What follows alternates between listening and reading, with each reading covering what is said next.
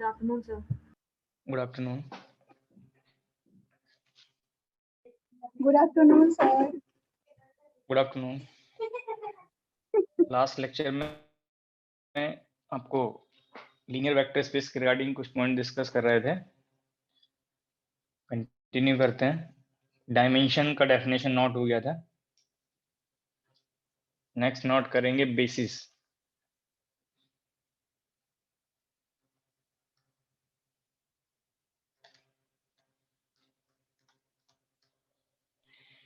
तो डायमेंशन में आपको ये हिंट किया था कि लीनियरली इंडिपेंडेंट वेक्टर्स का मैक्सिमम नंबर आप काउंट करेंगे डायमेंशन के लिए, और बेसिस में उसका आप सेट फॉर्म में नोट करेंगे. The set of maximum number of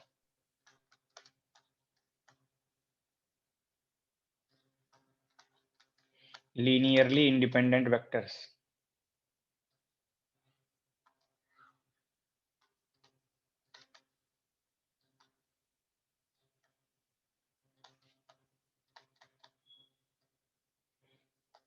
of a vector space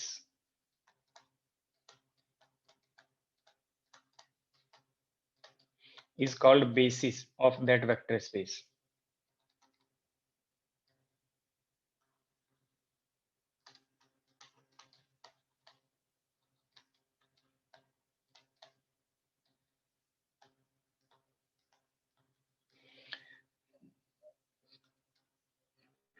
यहाँ पे आपको maximum number linearly independent vectors को एक सेट से आपको रिप्रेजेंट करना है, और सेट के लिए आप कर्ली ब्रैकेट आप यूज करते थे. सपोज किसी पर्टिकुलर वेक्टर स्पेस के लिए बेसिस वेक्टर्स आप फाई नोटेशन कैट वेक्टर से रिप्रेजेंट कर रहे हैं, तो यहाँ पे मैंने पर्टिकुलर सेट में फाई आई रिप्रेजेंट कर दिया है. Depending on the dimension of vector space, यहाँ पे आप सिंपल ब्रैकेट में ये एलिमेंट शो कर सकते हैं. अगर n डायमेंशनल वेक्टर स्पेस है तो ये phi1 phi2 phi3 phi n, ये आपको यहाँ पे ऑल एलिमेंट शो हो गए. ये i वैल्यूज 1 से n तक with reference of unity values लाई करेंगी. ये आपको करली ब्रैकेट से बेसिस रिप्रेजेंट कर दिया, और यहाँ पे उसके एलिमेंट शो कर दिए. तो दोनों दीज टू डिफरेंट नोटेशन से आप बेसिस रिप्रेजेंट कर सकते हैं. ब्रीफ में इससे आप नोट कर सकते हैं, और अगर ऑल एलिमेंट शो होने तो आप ये सिंपल ब्रैकेट से रिप्रेजेंट कर सकते हैं. ये phi1 phi2 phi3 represent basis vectors. These elements of basis set represent basis vectors. These are basis vectors.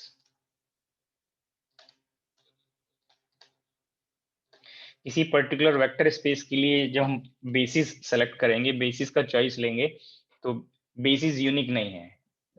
उसके किसी पर्टिकुलर वेक्टर स्पेस के लिए आप more than one basis select कर सकते हैं. Choice of basis is arbitrary.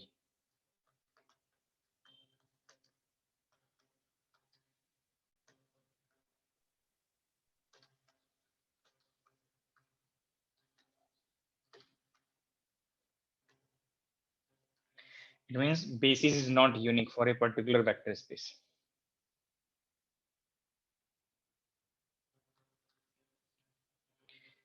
More than one basis किसी particular vector space के लिए हो सकता है. अगर आप 3 डायमेंशनल वेक्टर स्पेस पे जाएं, 3 dimensional real vector space,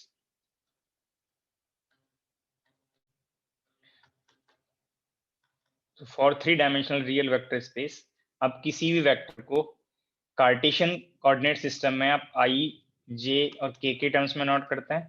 These are unit vectors for Cartesian coordinate system in 3 dimension. So this term represent basis vectors for 3-dimensional real vector space. तो आप like this choice of basis ले सकते हैं. Same vector space के लिए आप spherical polar coordinate representation भी use करते हैं. किसी वेक्टर को रियल 3-डायमेंशनल वेक्टर स्पेस के लिए स्फेरिकल पोलर कोऑर्डिनेट में आप r cap, theta cap, phi cap में रिप्रेजेंट करते हैं. तो सेम वेक्टर स्पेस को आप डिफरेंट वे में रिप्रेजेंट कर सकते हैं. तो यहाँ पे बेसिस कार्टेशियन कोऑर्डिनेट के लिए i, j के बेसिस वेक्टर्स होंगे, और यहाँ पे r cap, theta cap, phi cap basis vectors होंगे. सेट से रिप्रेजेंट किया तो ये बेसिस बन गया। ऐसे ही आप सिलिंड्रिकल कोऑर्डिनेट सिस्टम सेलेक्ट करते हैं तो वहां पे एस कैप, रेडियस के corresponding unit vector, phi cap और जेड कैप, ये आप बेसिस वेक्टर्स की चॉइस लेते हैं। तो यहाँ पे मैंने 3 प्रॉपर बेसिस रिप्रेजेंट कर दिए 3 डायमेंशनल वेक्टर स्पेस के लिए। इसके अलावा भी नंबर ऑफ बेसिस हो सकते हैं 3 डायमेंशनल स्पेस के लिए, बट पॉपुलर बेसिस आप यही पता है। Depending on the symmetry of the problem आप स्फेरिकल पोलर कोऑर्डिनेट यूज कर सकते हैं अगर स्फेरिकल सिमेट्री है, अगर सिलिंड्रिकल सिमेट्री है तो आप सिलिंड्रिकल कोऑर्डिनेट यूज कर लेते हैं। तो कोई भी आप चॉइस ले सकते हैं किसी पर्टिकुलर 3 डायमेंशनल वेक्टर स्पेस के लिए। तो ऐसे ही आपको यहाँ पे मैंने स्टेटमेंट कराया कि choice of basis is arbitrary. It means basis is not unique for a particular vector space. Same vector space के लिए more than one basis की आप choice ले सकते हैं। तो अगर इसको आप जो स्टेटमेंट्स में यहाँ पे नोट करा रहा हूँ, जो पॉइंट्स नोट करा रहा हूँ वेक्टर्स के रिगार्डिंग या हिल्बर्ट स्पेस के रिगार्डिंग, आप उनको रिलेट करते जाएंगे रियल वेक्टर स्पेस से। तो एनालॉजी से आपको कुछ पॉइंट्स क्लियर होते जाएंगे कि इनका मीनिंग क्या है। नेक्स्ट आप यहाँ पे नोट करेंगे orthonormal basis. Orthonormal basis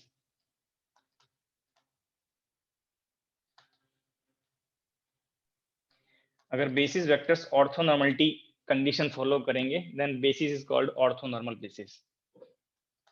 if the basis vectors और elements of basis satisfy orthonormality condition,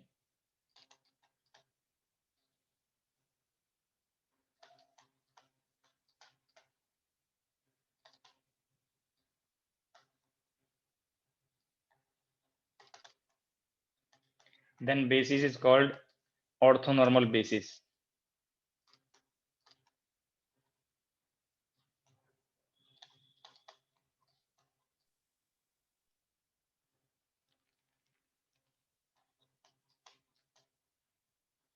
और ऑर्थोनॉर्मलिटी कंडीशन पहले आपको नोट कराया फंक्शन के लिए, यहाँ पे आप ऑर्थोनॉर्मलिटी कंडीशन वेक्टर्स के लिए नोट कर सकते हैं। आप अगर एक आगे नोटेशन आएगा ड्राक नोटेशन के लिए ब्रैकेट का, उसी पार्ट में भी नोट कर सकते थे। अगर फंक्शन पार्ट पे जाते तो आप लाइक दिस ब्रैकेट नोट करते हैं। यहाँ पे 2 फंक्शंस को कॉमा से सिलेक्ट करते हैं तो ये आगे भी ब्रैकेट नोटेशन को इंटरप्रेट करेंगे, बट अगर उससे पहले आपको यहाँ पे कंडीशन नोट करना हो तो सेम नोटेशन में अभी इसका मीनिंग हिट करेंगे। ये 2 वेक्टर्स आप कैट वेक्टर्स और वेक्टर्स आप यूज करेंगे।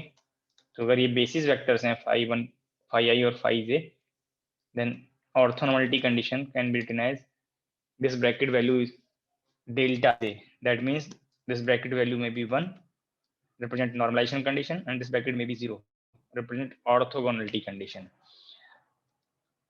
Orthonormality condition is the group of 2 conditions, normalization condition as well as orthogonality condition. तो ये नोटेशन आपको यहाँ पे ब्रैकेट पार्ट रिप्रेजेंट किया है। अगर ब्रैकेट वैल्यू आप ऑर्थोनॉर्मल बेसिस के एलिमेंट से बेसिस वेक्टर से कंडीशन को चेक करेंगे तो ये वैल्यू या तो 1 बनेगा या 0 बनेगा।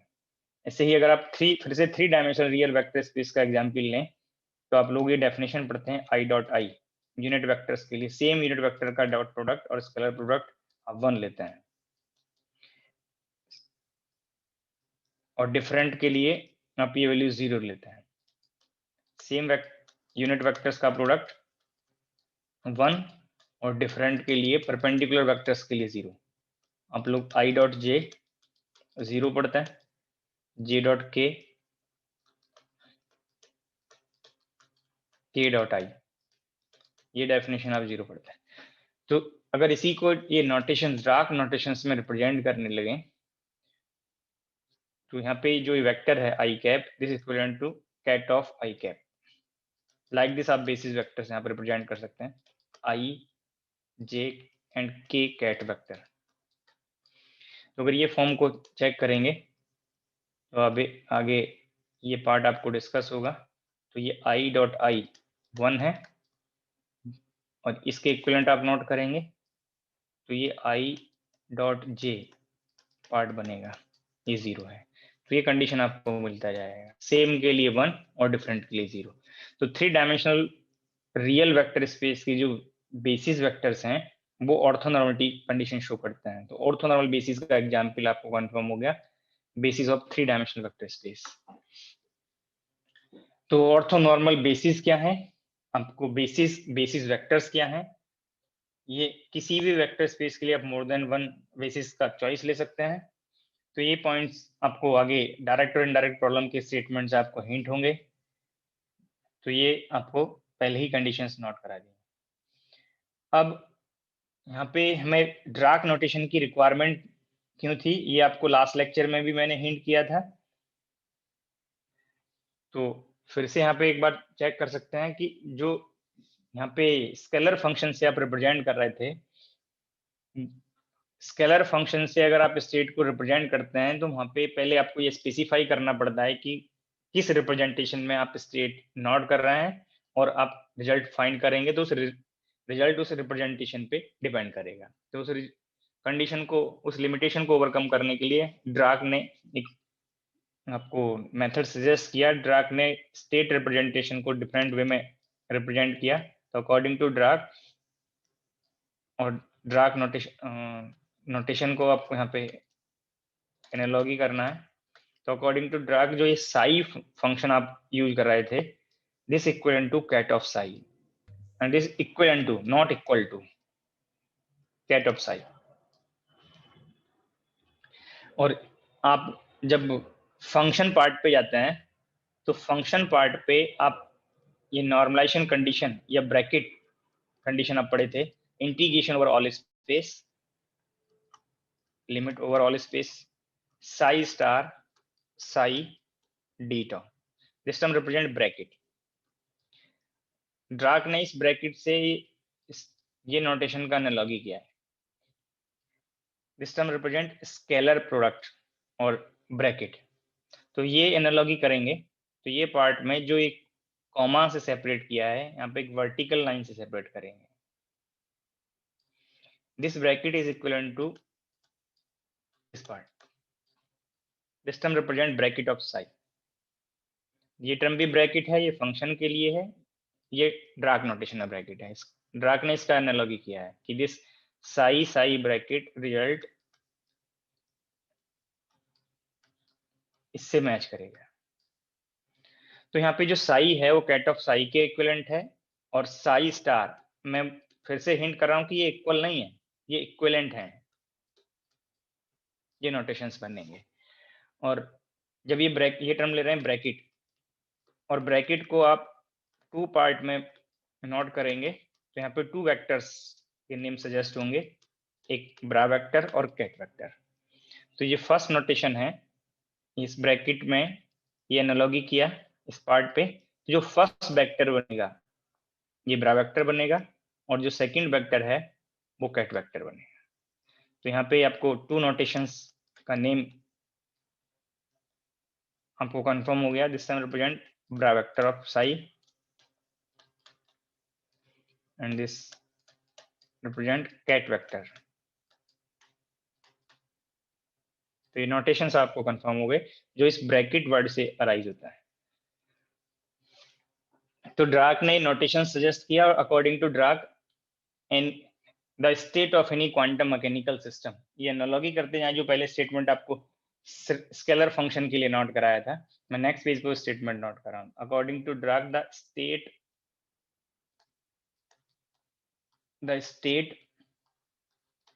of a quantum mechanical system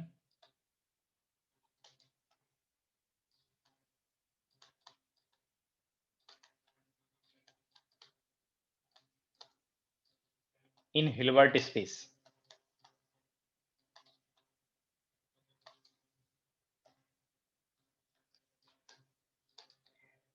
is represented by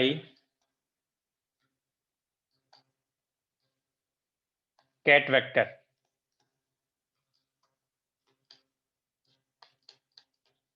generally इस नोटेशन से रिप्रेजेंट करेंगे, कैट वेक्टर नोटेशन से, that contains all valuable information।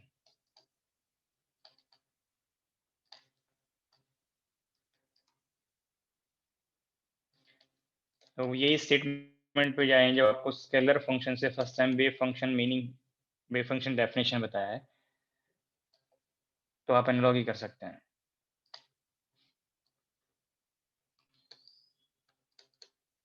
वहाँ पे आपको डिस्कस किया था mathematical function that represent the state of quantum mechanical system and contains all valuable information is called wave function. तो वहाँ पे स्केलर फंक्शन ले रहे थे, यहाँ पे स्टेट वेक्टर वर्ड यूज करेंगे जिसको आप कैट वेक्टर नोटेशन साई से रिप्रेजेंट कर रहे हैं।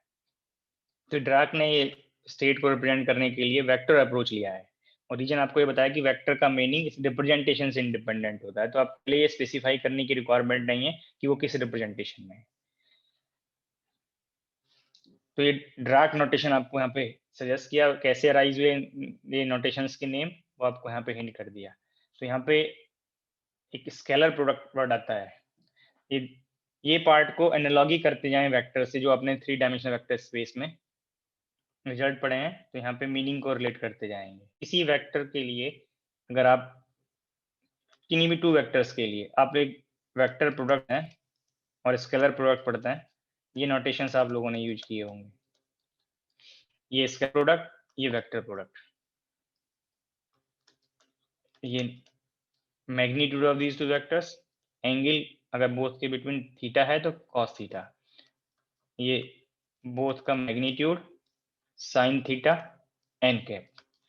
ये डेफिनेशंस आप लोग पढ़े हैं। अगर कोई वेक्टर्स किसी पर्टिकुलर एंगल पे हैं, ये वेक्टर ए ले रहे हैं, ये वेक्टर बी ले रहे हैं, और बोथ के लिए जो आप यहाँ पे बोथ वेक्टर्स के इंटरमीडिएट एंगल है वो थीटा है।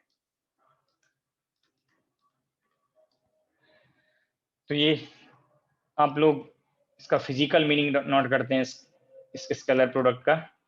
Scalar product of 2 vectors represent the projection of one vector onto another. ये b cos थीटा पे जाएं तो this term represent projection, this term represent projection. ये शेडो जो आएगा एक ही डायरेक्शन में, this term represent b cos theta, और ए से प्रोडक्ट किया है, तो scalar product represent the projection of one vector onto another. से आप ये टर्म का आप मीनिंग रिलेट कर सकते हैं। तो यहाँ पे भी जब आप स्टेट को वेक्टर से रिप्रेजेंट कर रहे हैं, तो आपको यहाँ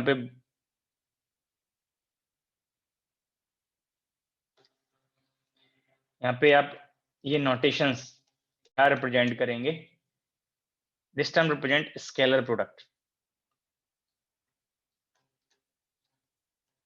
स्केलर प्रोडक्ट, और दिस टर्म नोटेशन आपको हिंट किया था ब्रैकेट। और स्केलर प्रोडक्ट का फिजिकल मीनिंग आपको ये रिलेट किया हुआ है, फिजिकल सिग्निफिकेंस क्या फिजिकली सिग्निफाई करेगा।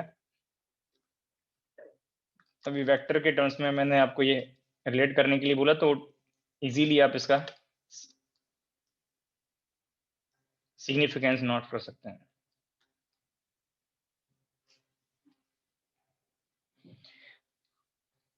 तो फिजिकल सिग्निफिकेंस आपको यहाँ पे कंफर्म हो गया।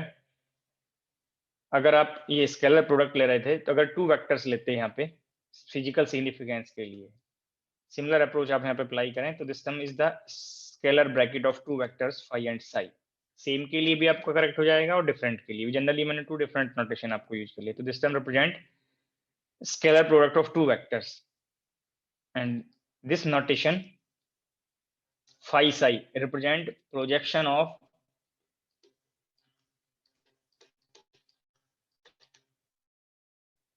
cat of phi onto psi, और वाइस वर्सा वन वेक्टर का अनदर पे प्रोजेक्शन रिप्रेजेंट करेगा। अभी यहाँ पे ये b cos थीटा नोट कर रहे थे, इसी पार्ट को आप a cos theta multiplied by b भी आप नोट कर सकते हैं।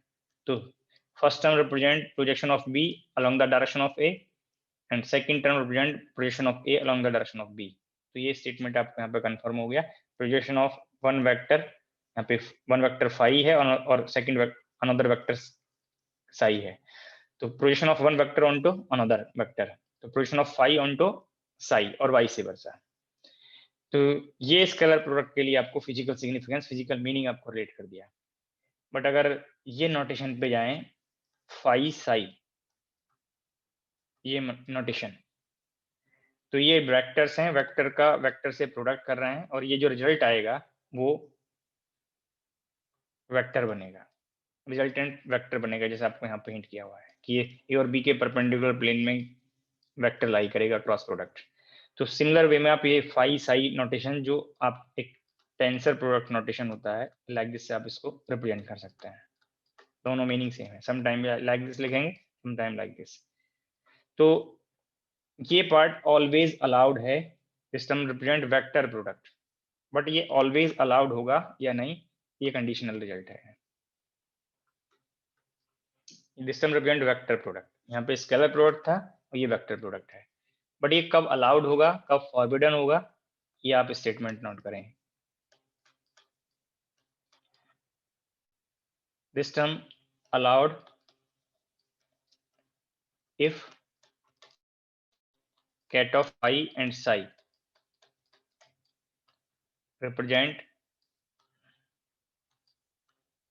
state vectors in two different vector space or belong to two space.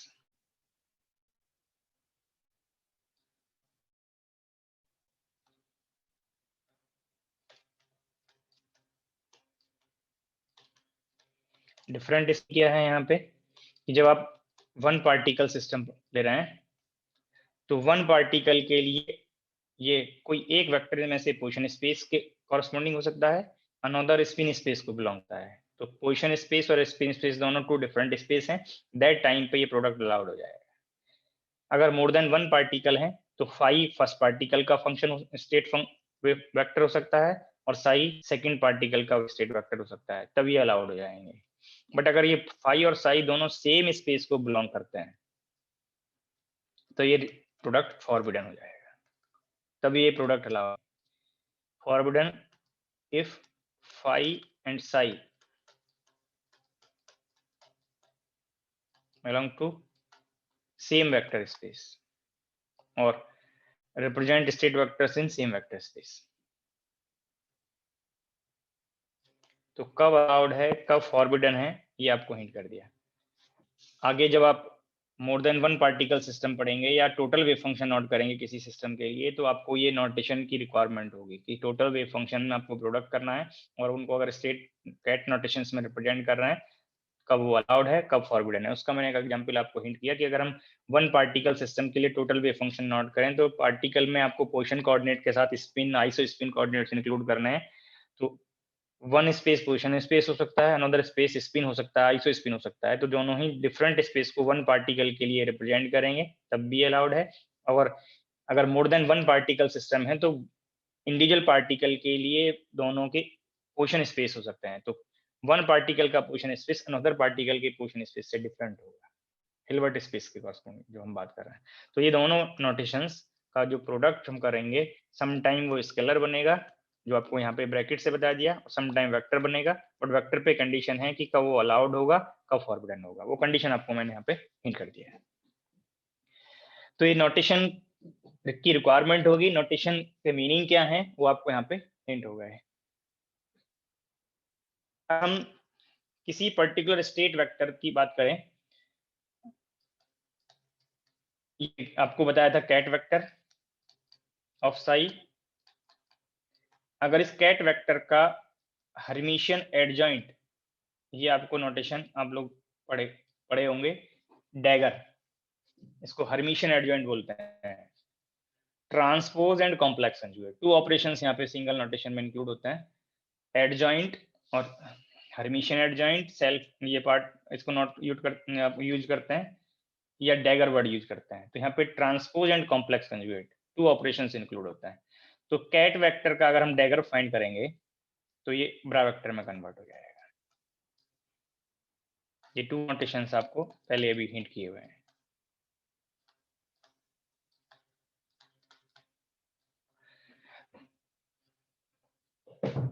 तो यहाँ पे अगर सेम वेक्टर के लिए हम ये ब्रैकेट रिप्रेजेंट करेंगे तो सेम वेक्टर के लिए एक आप सेल्फ प्रोडक्ट वर्ड यूज किए थे, प्रोडक्ट में एक वर्ड था सेल्फ प्रोडक्ट।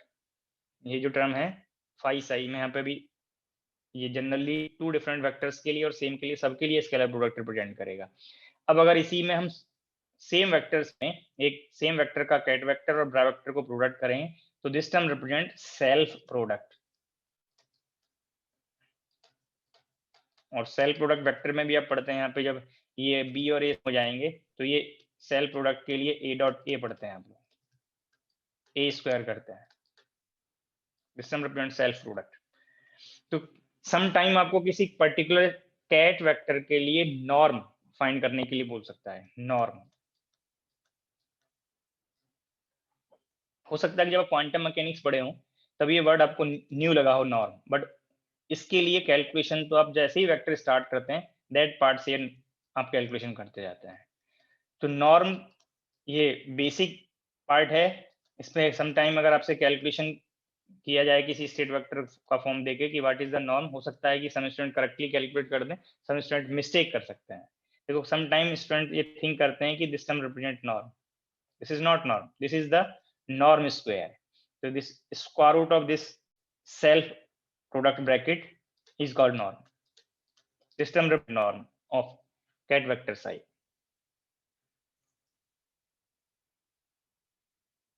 ये फिर से वेक्टर से आप एनालॉजी कर सकते हैं,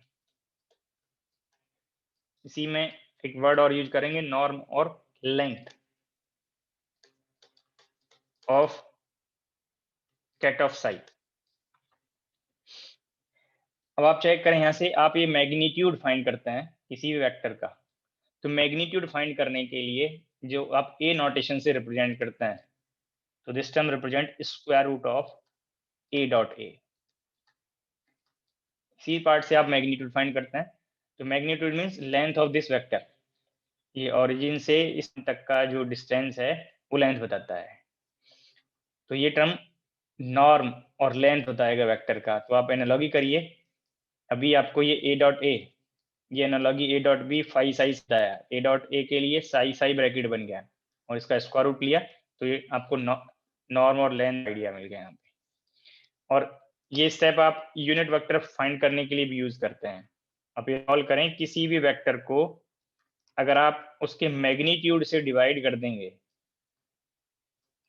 तो नॉर्म बने, नॉर्म ये आपने वेक्टर को नॉर्मलाइज कर दिया, उसके लेंथ से नॉर्म से डिवाइड कर दिया। तो आप यूनिट वेक्टर में ये स्टेप फॉलो करते हैं।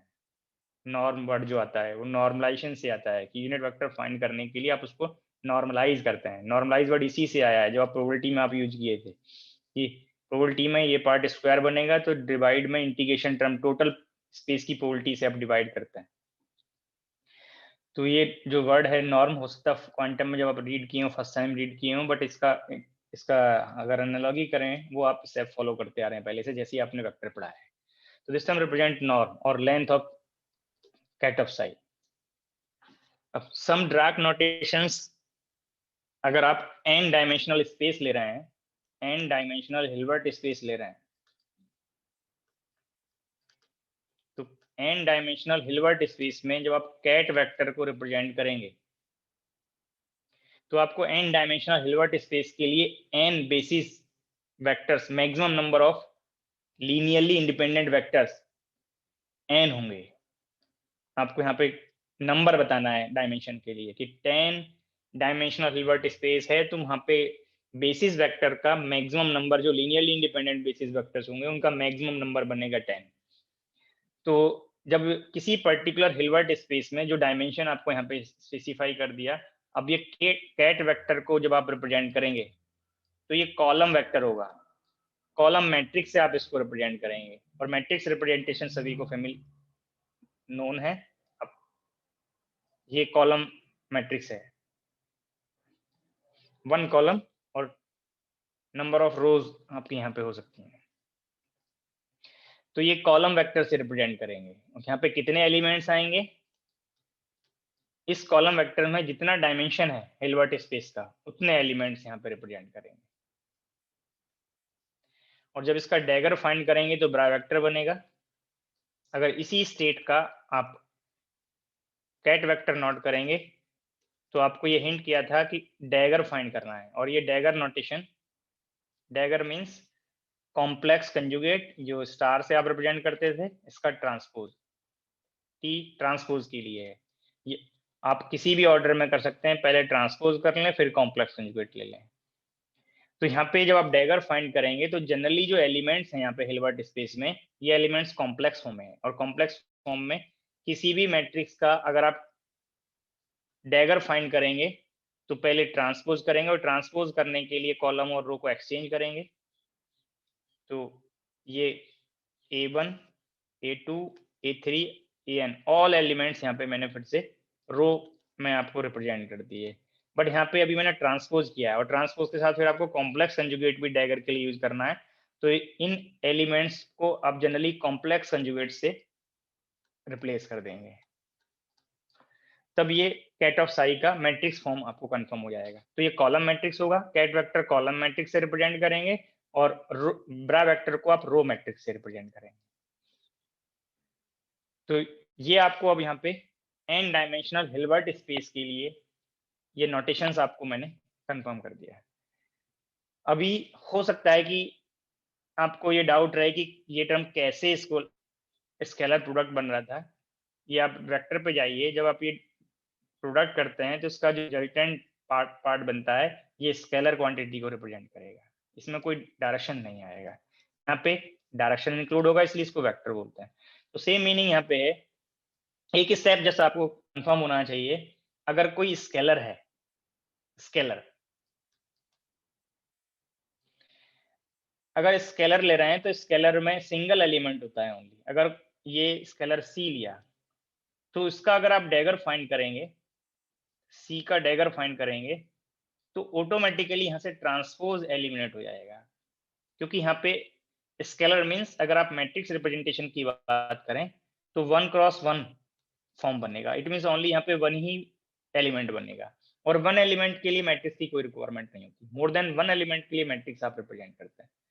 तो स्केलर मींस 1 क्रॉस 1 मैट्रिक्स, और 1 क्रॉस 1 मैट्रिक्स में जब ट्रांसपोज करेंगे, कॉलम को रो में एक्सचेंज करेंगे, रो को कॉलम में एक्सचेंज करेंगे, तो ये ट्रांसपोज जो ऑपरेशन है उसका कोई रोल नहीं आएगा, ओनली कॉम्प्लेक्स कंजुगेट। तो यहाँ पे आप इजीली किसी भी स्केलर पार्ट के लिए अगर डैगर करेंगे तो आप ओनली कॉम्प्लेक्स कंजुगेट करेंगे। ऑलवेज नहीं है ये टर्म, देखो डैगर में 2 ऑपरेशंस हैं, वो डिपेंड करेगा कि हम कोई मैट्रिक्स वहाँ पे ऑपरेटर ले रहे हैं, कॉलम वेक्टर ले रहे हैं, कैट वेक्टर ले रहे हैं, या ब्रा वेक्टर ले रहे हैं। तो जनरली 2 ऑपरेशंस हैं, बट अगर आपको यहाँ पे मेंशन कर दिया कि कोई स्केलर का आपको डैगर फाइंड करना है, तो स्केलर के लिए ट्रांसपोज ऑटोमेटिकली एक्सक्लूड हो जाता है। अभी मैंने आपको रीजन सजेस्ट किया कि क्यों एक्सक्लूड होता है ट्रांसपोज, क्योंकि स्केलर मीन्स 1 एलिमेंट, और किसी मैट्रिक्स में सिर्फ एक ही एलिमेंट है, तो 1 क्रॉस 1 का मैट्रिक्स बना है, जिसमें मैट्रिक्स का कोई रोल नहीं है। अगर उसका आप ट्रांसपोज करेंगे तो ट्रांसपोज ऑपरेशन से जो मैट्रिक्स का फॉर्म है वो अनचेंज रहेगा, और अनचेंज रहेगा दैट मीन्स वो स्केलर है। 1 क्रॉस 1 ऑर्डर पार्ट में ट्रांसपोज से कोई इफेक्ट नहीं आया, ओनली डैगर में आप कॉम्प्लेक्स कंजुगेट रिप्लेस कर रहे हैं। तो ये आगे कहीं रिक्वायर्ड होगा प्रॉब्लम में किसी पार्ट के लिए, तो स्केलर का trans dagger means only complex conjugate, और जनरली अगर वो कॉम्प्लेक्स स्केलर है, अगर ये रियल होगा तो रियल में फिर ये कॉम्प्लेक्स कंजुगेट भी एलिमिनेट हो जाएगा। तो जस्ट आपको ये शो कर यहाँ पे सजेस्ट करना था किसी पार्ट से कि कुछ नोटेशंस आप मैट्रिक्स फॉर्म से कंपेयर कर सकते हैं कि वो स्केलर है, वेक्टर है, और क्या पार्ट बनेंगे। तो अगर आप कोई नॉन डायमेंशन पे जाएं, अगर हम जैसे अभी मैंने यहाँ पे ये सजेस्ट किया कि ये n डायमेंशनल हिल्बर्ट स्पेस है, तो अगर आप ये साई साई ब्रैकेट लेंगे, तो साई साई ब्रैकेट के लिए आप देखो, जब आप फंक्शन ले रहे थे तो फंक्शन का ऑपरेटर से डैगर प्रोडक्ट, फंक्शन का ऑपरेटर से प्रोडक्ट का ऑर्डर आप एक कंडीशन में चेंज कर रहे थे कि अगर आप ऑपरेटर अगर आप स्पेस ले रहे हैं पोजीशन स्पेस, बे फंक्शन पोजीशन स्पेस में आपने रिपीट कर दिया। अगर किसी ऑपरेटर का नेचर मल्टीप्लिकेटिव है तो मल्टीप्लिकेशन में ऑर्डर चेंज कर सकते हैं, डिफरेंशिएशन में ऑर्डर चेंज नहीं कर सकते थे। तो क्वांटम मैकेनिक्स में हो सकता है कि अब से पहले आपको ये इफेक्ट फेस ना हुआ हो कि कहीं आपने ऑर्डर चेंज कर दिया तो रिजल्ट सेम रहा हो, बट जैसे ही आप अब डार्क नोटेशंस पे आ रहे हैं, ऑपरेटर का वेक्टर और ब्रा वेक्टर से ऑर्डर चेंज नहीं करेंगे, कैट वेक्टर का ब्रा वेक्टर से ऑर्डर चेंज नहीं करेंगे। ये सब इफेक्ट आपको यहाँ पे अलर्ट रखना है, अलर्ट रहना इन पॉइंट्स पे। तो यहाँ पे अपनी चॉइस से ऑर्डर चेंज नहीं कर सकते, जो जिस साइड है उसी साइड आपको प्रेजेंट रखना है। तो पहले है यहाँ पे bra vector, this bracket is the product of 2 vectors, 1 bra vector and then ket vector. तो पहले आप ये मैट्रिक्स फॉर्म यहाँ पे रिप्रेजेंट करेंगे, A1 star A2 star, A3 star and last element AN star. अब इसको कॉलम मैट्रिक्स से मल्टीप्लाई करेंगे, A1, A2, A3। अब ये मैट्रिक्स फॉर्म से इजीली आप रिलेट कर सकते हैं, और मैट्रिक्स में कोई डाउट होना चाहिए किसी को। मैट्रिक्स फॉर्म से जस्ट मैंने इसीलिए इसको रिलेट किया क्योंकि आप 12th लेवल से, इंटरमीडिएट लेवल से आप मैट्रिसेस पढ़ते आ रहे हैं, और शायद ऑल क्लासेस में आपने ये मैट्रिसेस को जरूर कहीं ना कहीं डायरेक्ट इनडायरेक्ट अप्लाई किया होगा। तो मैट्रिक्स से फेमिलियर हैं, मैट्रिक्स के ऑपरेशन से आप फेमिलियर हैं, इसलिए आप मैट्रिक्स से इजीली कंपेयर कर सकते हैं। कब टू मैट्रिसेस को प्रोडक्ट करते हैं, उनकी कंडीशन क्या है, प्रोडक्ट कैसे करते हैं, वो सब आप स्टेप्स फेमिलियर हैं। तो यहाँ पे आप कंपेयर करेंगे, ये प्रोडक्ट पार्ट क्या बनेगा, ये फर्स्ट टर्म का इस फर्स्ट टर्म से प्रोडक्ट करेंगे तो ये A1 स्टार बन गया, A1 स्टार A1, और प्रोडक्ट किया तो A1 मॉड स्क्वायर बन गया। फिर ये सेकंड को सेकंड में प्रोडक्ट करेंगे तो ये एडिशन बनते जाएंगे। जनरली मैंने एलिमेंट्स लिए कॉम्प्लेक्स, और ये इस पर्टिकुलर ब्रैकेट से आपको यहाँ पे कंफर्म हो गया कि ये रिजल्ट क्या बनेगा। ये रियल क्वांटिटी का सम बन गया, और ये सम की वैल्यू एक सिंगल न्यूमेरिकल वैल्यू कोई मिलेगी, और जब न्यूमेरिकल वैल्यू सिंगल मिलेगी तो ये स्केलर है, और ये मैट्रिक्स फॉर्म नहीं बना हुआ यहाँ पे, ये सिंगल वैल्यू बनी, सिंगल एलिमेंट आया जो आपको यहाँ पे बताया था, और ये रियल भी है। अब यहाँ पे मॉड स्क्वायर कर रहे हैं किसी भी क्वांटिटी का, और रियल फंक्शंस को, रियल वैल्यूज को ऐड करें तो ये टर्म रियल बनेगा। तो this some is real scalar.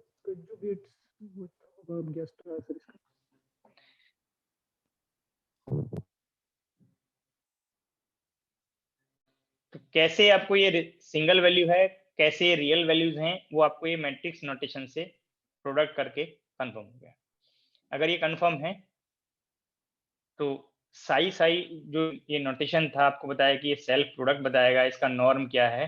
तो आप ये स्टेप बुक में पढ़े होंगे कि साई साई ब्रैकेट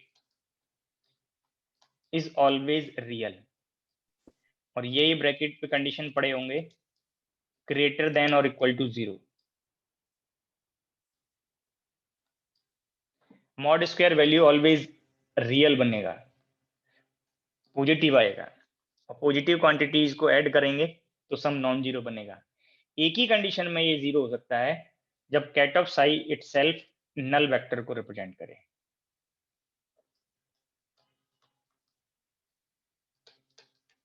एक ही कंडीशन में जीरो होगा इफ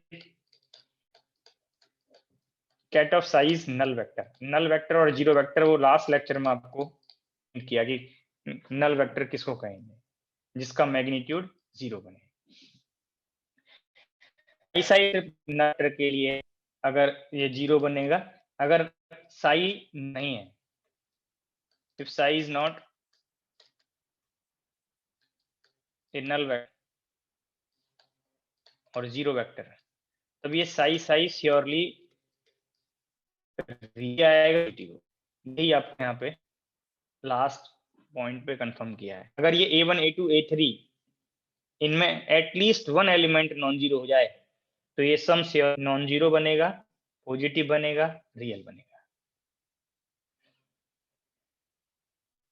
तो ये पॉइंट भी आगे कंफर्म रहेगा कि रियल है और पॉजिटिव है।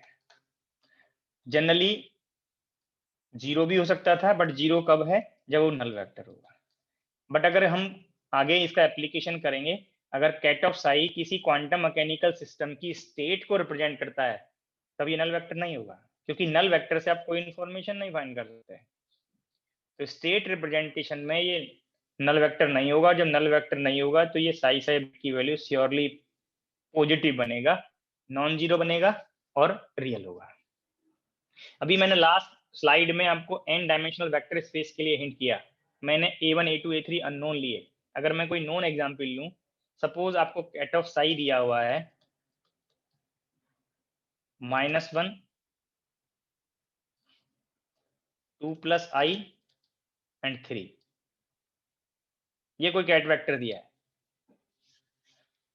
3 एलिमेंट्स हैं यहाँ पे, तो 3 डायमेंशनल स्पेस के लिए कैट वेक्टर है, तो इजीली आप यहाँ पे ब्रा वेक्टर फाइंड कर सकते हैं। सभी को ये ब्रा वेक्टर फाइंड करना आना चाहिए जो आपको यहाँ पे मैंने हिंट हुआ है। एलिमेंट्स का कॉम्प्लेक्स कंजुगेट करते चले जाएं और कॉलम वेक्टर को रो वेक्टर में कन्वर्ट कर दें, कॉलम मैट्रिक्स को रो मैट्रिक्स में कन्वर्ट कर दें। फर्स्ट एलिमेंट है -1, रियल है, ऐसा रहेगा। सेकंड एलिमेंट है 2 + i, कॉम्प्लेक्स है, तो ये 2 - i बनेगा कॉम्प्लेक्स वेक्टर से। और थर्ड एलिमेंट रियल है, वो ऐसा मैंने कॉलम को रो मैट्रिक्स में कन्वर्ट कर दिया। अब आप यहाँ पे इजीली चेक कर सकते हैं कि ये साई ब्रैकेट की वैल्यू क्या बनेगी। मैंने आपको ये हिंट किया कि ऑर्डर चेंज नहीं करेंगे, जो पहले फॉर्म है वो ऐसे रखेंगे। तो पहले एक ब्रा वेक्टर है, तो ब्रा वेक्टर में ये कॉलम ये सॉरी रो मैट्रिक्स आएगा -1, 2 - i and 3। Then ket vector, और कैट वेक्टर को आप कॉलम मैट्रिक्स से रिप्रेजेंट कर रहे हैं, तो -1, 2 + i एंड 3। अब ये प्रोडक्ट करेंगे तो फर्स्ट एलिमेंट का फर्स्ट एलिमेंट में प्रोडक्ट किया 1 हो गया। ये प्रोडक्ट करेंगे 2 + i और 2 - i,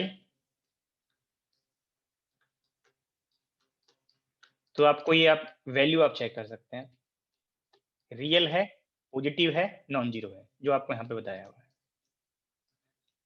नल वेक्टर नहीं है ये आपको फॉर्म से कंफर्म हो रहा है, तो ये आपको पॉजिटिव भी बताया है और नॉन जीरो बताया है। तो ये नोटेशंस जब आप ये एलिमेंट्स नोन हो जाएंगे तो ये नोटेशंस को आपको कंफर्म हो जाएगा, जो पहले आपको मैंने नोट करा दिया कि ये स्केलर वैल्यू बना, सिंगल वैल्यू आई यहाँ पे, कोई स्केलर वैल्यू है, मैट्रिक्स नहीं है। अब ये जब मैट्रिक्स नहीं है तो ये स्केलर है। तो कैसे स्केलर बनेगा ये प्रोडक्ट, इसका फिजिकल सिग्निफिकेंस आपको बताया कि स्केलर प्रोडक्ट को रिप्रेजेंट करता है। तो ये पार्ट आपको यहाँ पे बताया था। डिफरेंट पार्ट के लिए सेम के लिए सेल प्रोडक्ट बन गया, डिफरेंट के लिए भी आप प्रोडक्ट करके अभी किसी प्रॉब्लम में आपको इंक्लूड होगा, वो कंफर्म कर सकते हैं। तो अगर ये रिलेट नहीं करेंगे किसी पार्ट से, जैसे मैंने आपको रियल वेक्टर स्पेस से रिलेट करना बताया, तो थोड़ा आपको एब्स्ट्रैक्ट मैथमेटिक्स लगेगा, हाइपोथेटिकल लगता जाएगा, बट थोड़ा रिलेट करते जाएंगे तो जो फैमिलियर मैथमेटिक्स आप पहले सॉल्व किए हैं उससे आप रिलेट कर सकते हैं। अगर यहाँ पे ये नोटेशन को हम चेक करने लगे, पहले कैट वेक्टर है, लास्ट प्रॉब्लम यहाँ पे लास्ट प्रोडक्ट पे जाइए, पहले ब्रा वेक्टर था और फिर कैट वेक्टर है। अब मैंने यहाँ पे पहले ब्रा वेक्टर नोट कर कैट वेक्टर नोट कर दिया, फिर ब्रा वेक्टर है। तो अब मैंने आपको ये हिंट किया कि खुद से आप ऑर्डर चेंज नहीं करेंगे, जो जिस साइड है उसी साइड वैल्यू प्लेस कर दीजिए। तो ये -1, 2 + i एंड 3, पहले column vector then row vector. अब ये मैट्रिक्स की प्रोडक्ट कर सकते हैं आप, सभी को मैट्रिक्स की प्रोडक्ट करना आता है। तो आप ये चेक करिए कि क्या वैल्यू आएगा।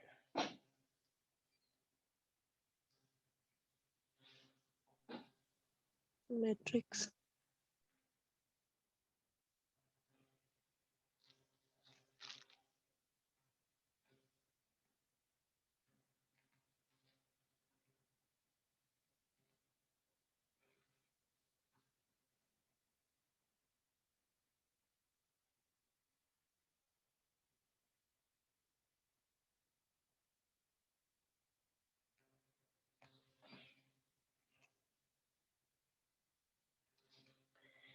ये फर्स्ट रो को मल्टीप्लाई किया,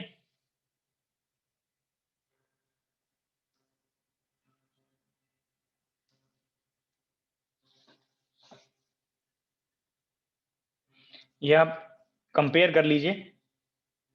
जब फर्स्ट रो को मल्टीप्लाई करेंगे तो फिर 3 एलिमेंट्स मिलेंगे, फिर सेकंड से 3 एलिमेंट मिलेंगे, फिर लास्ट से 3 एलिमेंट मिलेंगे, तो ये 3 × 3 का मैट्रिक्स बनेगा।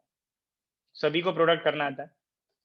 तो यहाँ पे आप चेक कर सकते हैं, ये स्केलर था, ये वैल्यूज आप फाइंड कर लेंगे, ये स्केलर है और ये मैट्रिक्स है, तो इसको हम बोलेंगे ऑपरेटर।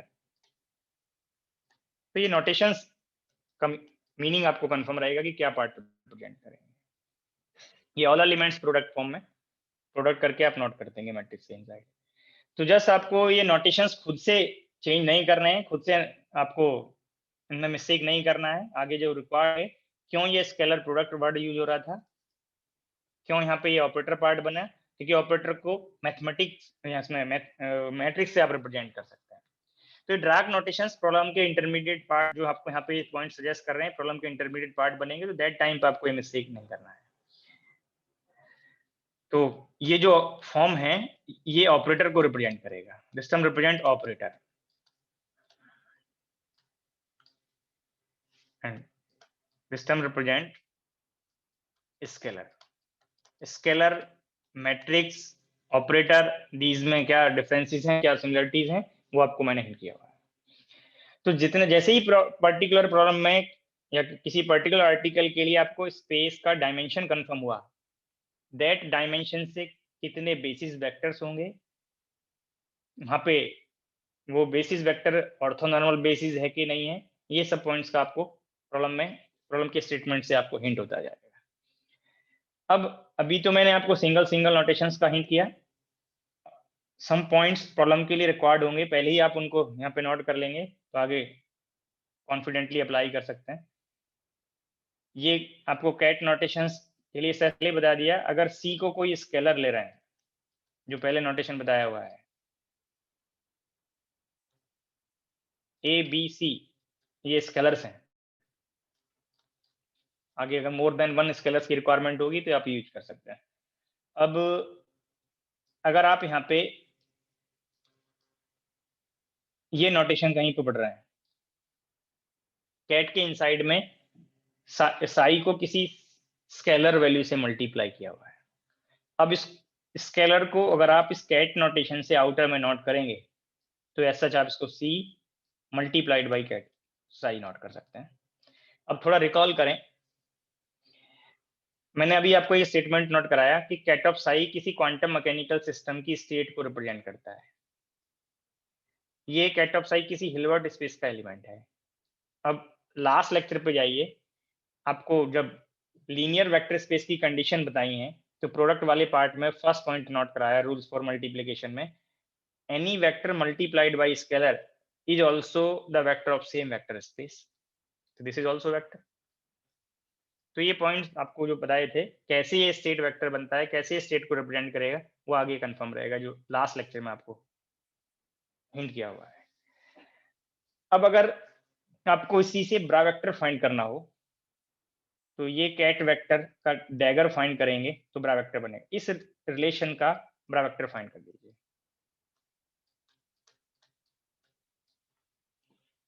डैगर किया तो ब्रा वेक्टर बन गया। अब इस पार्ट का डैगर फाइंड करें तो सी कैट ऑफ साई डैगर, और जब डैगर फाइंड करेंगे तो रिवर्स ऑर्डर में करेंगे। तो पहले जनरली ये हैबिट में ले आए, जब स्केलर होगा तो स्केलर से आप ऑर्डर चेंज कर पाएंगे। तो ये कैट वेक्टर का dagger bra vector of psi, और ये स्केलर का डैगर जो भी आपको ये हिंट किया कि कॉम्प्लेक्स कंजुगेट बनेगा।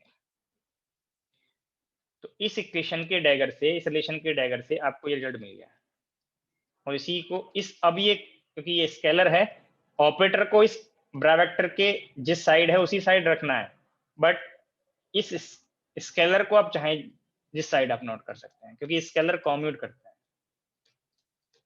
तो आगे कई प्रॉब्लम में ये पार्ट रिक्वायर्ड होंगे तो आप इसको अप्लाई कर सकते हैं। बहुत इजी वे है, कैट वेक्टर जो भी स्केलर मल्टीप्लाई किया हुआ है एस वो आउटर में नोट हो जाएगा। अगर ब्रा वेक्टर से कोई स्केलर मल्टीप्लाई से इस नोटेशन से बाहर निकालना है उसका कॉम्प्लेक्स कंजुगेट आएगा। अगर कहीं ये रियल होगा तो दोनों केस में सेम मल्टीप्लिकेशन में स्केलर आ जाएगा, बट अगर ये जनरली कॉम्प्लेक्स है, अगर सपोज यहाँ पे होता 2i साई कैट वेक्टर, यहाँ पे हो सकता है अभी आपको क्लियर ना हो रहा हो, तो जब इस कैट नोटेशन से इसको आउटर में नोट करेंगे तो SH2i आउटर में आपको मल्टीप्लाई हो गया, बट जब इसका ब्रा वेक्टर से आप कोई स्केलर को आउटर में नोट करेंगे, मैंने अनदर ये 3i ले लिया, अब इस 3i को ब्रा वेक्टर के आउटर में नोट करेंगे तो ये इसका कॉम्प्लेक्स कंजुगेट आउटर में मल्टीप्लाई होगा। 3 रियल है, i इमेजिनरी है, तो i का कॉम्प्लेक्स कंजुगेट -3i बन जाएगा। तो ये रिजल्ट बनेगा जो ये पॉइंट्स आपको हिंट किया है। अगर आप ये ब्रैकेट का डैगर फाइंड करें तो भी मैंने आपको यहाँ पे हिंट किया कि रिवर्स ऑर्डर में आप डैगर फाइंड करेंगे। तो पहले इस लास्ट वाले का डैगर, कैट ऑफ साई का डैगर, और फिर आप फाइंड करेंगे ये फर्स्ट वेक्टर का dagger, bra vector of phi का डैगर। तो इस कैट वेक्टर का डैगर ब्रा वेक्टर और इस ब्रा वेक्टर का डैगर कैट वेक्टर, तो ये जनरली डैगर आपको कंफर्म हो गया।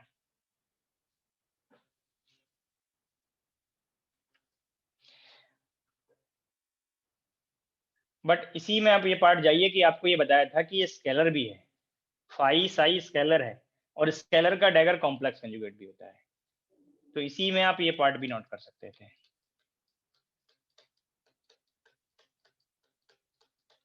क्योंकि स्केलर है, स्केलर में आप कॉम्प्लेक्स कंजुगेट ले सकते हैं। तो ये जनरल स्टेप बता दिया, उसी से आपको ये बताया कि रिजल्ट स्केलर है, तो स्केलर का कॉम्प्लेक्स कंजुगेट आप नोट कर सकते हैं।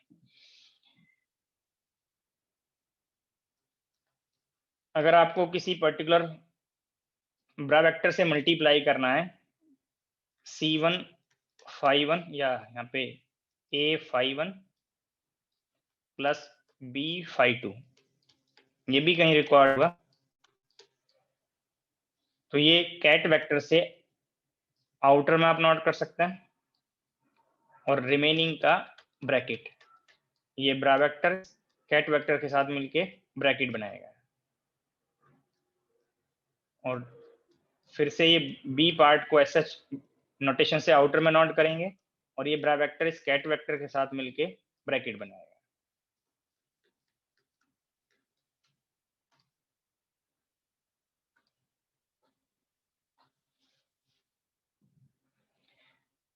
अगर कहीं आपको ब्रा वेक्टर में ये नोटेशंस हैं A phi1 plus B phi2, और आपको किसी कैट वेक्टर से प्रोडक्ट करना है, और ये स्केलर्स आपको आउटर में नोट करने हैं, तो A star phi1 Sai plus B star phi2 Sai bracket. ये प्रॉब्लम के कहीं इंटरमीडिएट पार्ट बनेंगे जो आपको यहाँ से यहाँ तक मैंने सजेस्ट किए हैं।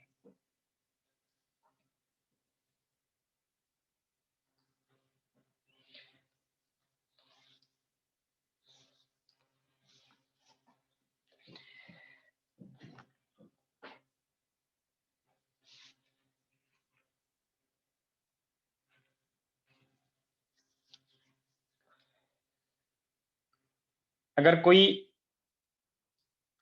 मैट्रिक्स आपको दिया है, इसके मैट्रिक्स के आप एलिमेंट्स नोट करते हैं। अगर n डायमेंशनल स्पेस होता, तो n डायमेंशनल स्पेस के लिए आप यहाँ पे 1 से लेके n तक नंबरिंग करते, तो फर्स्ट एलिमेंट बनता A11, फर्स्ट रो का सेकंड एलिमेंट A12,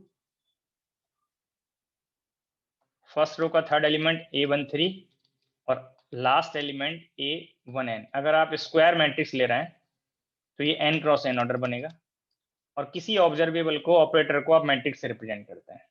तो ये मैट्रिक्स फॉर्म है ऑपरेटर का, जो भी पहले ऑपरेटर फॉर्म मैंने हिंट किया। सेकंड रो का first element A21, second element A22, third A23 and last element A2n। Third row note करेंगे A31, A32, A33 and third row last element A3n। ऐसे ही लास्ट रो नोट करेंगे AN1, AN2, AN3, ANn। अगर इस n dimensional Hilbert space के लिए आप basis specify कर दें, अगर आप ये phi1, phi2, phi3 और कैट ऑफ phi n ये बेसिस ले रहे हैं n डायमेंशनल वेक्टर स्पेस के लिए, हिल्बर्ट स्पेस के लिए ये बेसिस रिप्रेजेंट करता है। तो phi1 से phi n तक ये बेसिस वेक्टर्स होंगे।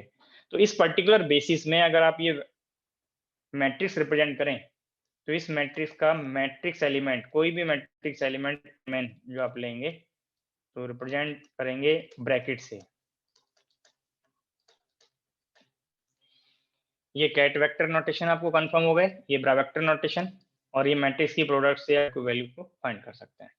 तो यहाँ पे कोई भी एलिमेंट आप यहाँ पे स्पेसिफाई कर सकते हैं। अगर जनरलाइज एलिमेंट ए एम या अगर आपको यहाँ पे ये एलिमेंट शो करना है तो ये जो फर्स्ट इंडिसेस है, आप कंपेयर करें जब मैट्रिक्स रिप्रेजेंट करते हैं तो फर्स्ट इंडिसेस रो के लिए होता है। ये आप चेक कर लीजिए, फर्स्ट रो में ये फर्स्ट इंडिसेस सभी के लिए सेम है। ईच रो के लिए एनालॉगी करिए, इंडिसेस एक पर्टिकुलर रो के लिए फिक्स हो गया, तो जो फर्स्ट इंडिसेस है वो रो को रिप्रेजेंट करता है।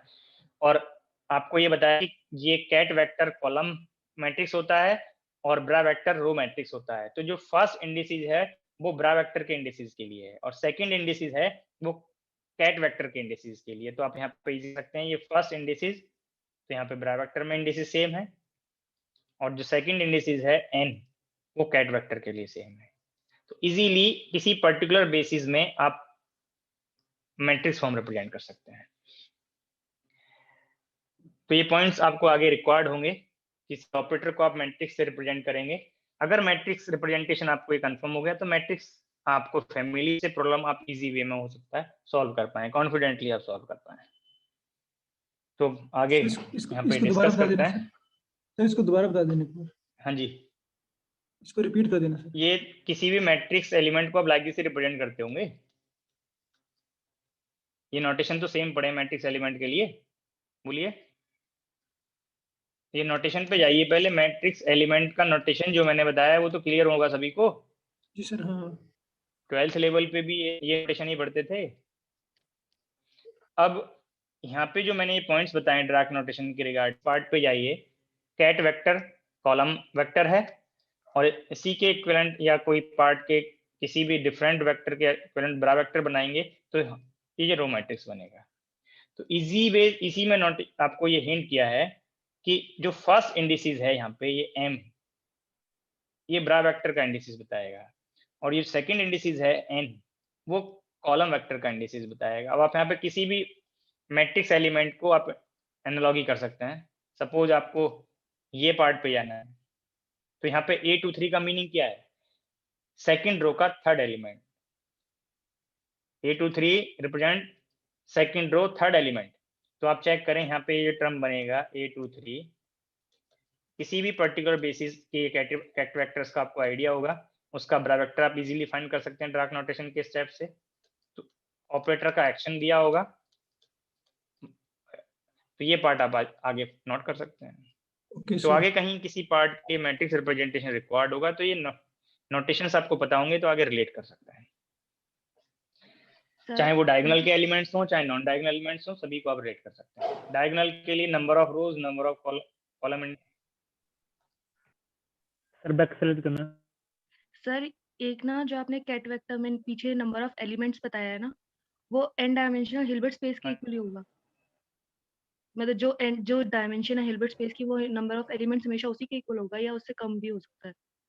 तो जो यहाँ पे सर, हाँ जी, ये नोटेशन सेम रख लीजिए, जैसे यहाँ कैपिटल एन है तो इसको कैपिटल कर लें या स्मॉल कर लें। यहाँ पे मैंने एन कर दिया ये पार्ट का, कभी दोनों नोटेशन से आपको डाउट क्रिएट।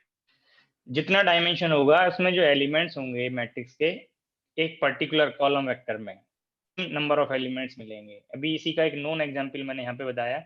अगर हम 3 डायमेंशनल स्पेस की बात करें, 3 एलिमेंट्स हैं। सर ठीक है सर, बस ये पूछना था।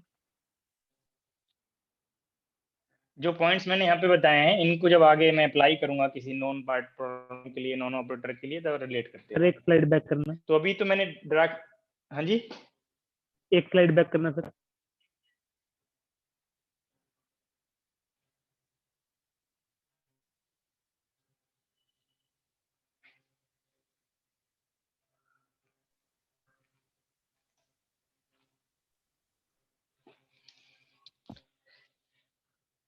तो हिल्बर्ट स्पेस या जो भी अपने आपसे पहले श्रोडिंगर फॉर्मूलेज पढ़ा है, किसी भी पार्ट पे प्रॉब्लम पूछा जा सकता है। दोनों को अंदर जाएंगे, एक्शंस ऑपरेटर के अकॉर्डिंग अप्लाई करते जाएंगे, जो भी नोटेशंस प्रॉब्लम में उसके अकॉर्डिंग स्टेप्स फॉलो करेंगे। पहले यहाँ पे एक जनरल डेफिनेशन ऑपरेटर के लिए। फिर डिफरेंट टाइप्स ऑफ ऑपरेटर्स पे जाएंगे। एन ऑपरेटर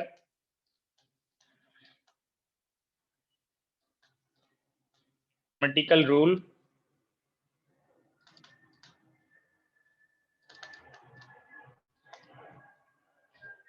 that transforms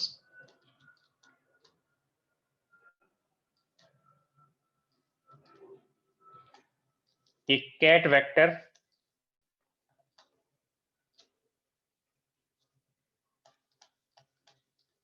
मैंने साई ले लिया कैट वेक्टर के लिए इनटू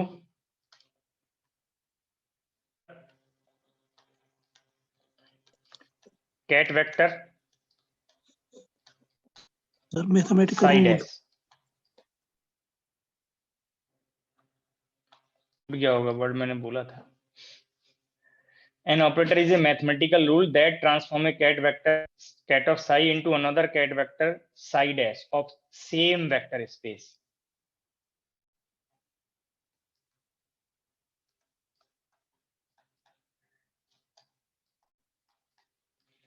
और इसी में बड़ा वेक्टर के लिए भी आप नोट कर सकते हैं। आप यहाँ पे कैट पे ऑपरेट करेंगे तो कैट वेक्टर मिलेगा और बड़ा वेक्टर पे ऑपरेट करेंगे तो बड़ा वेक्टर मिलेगा।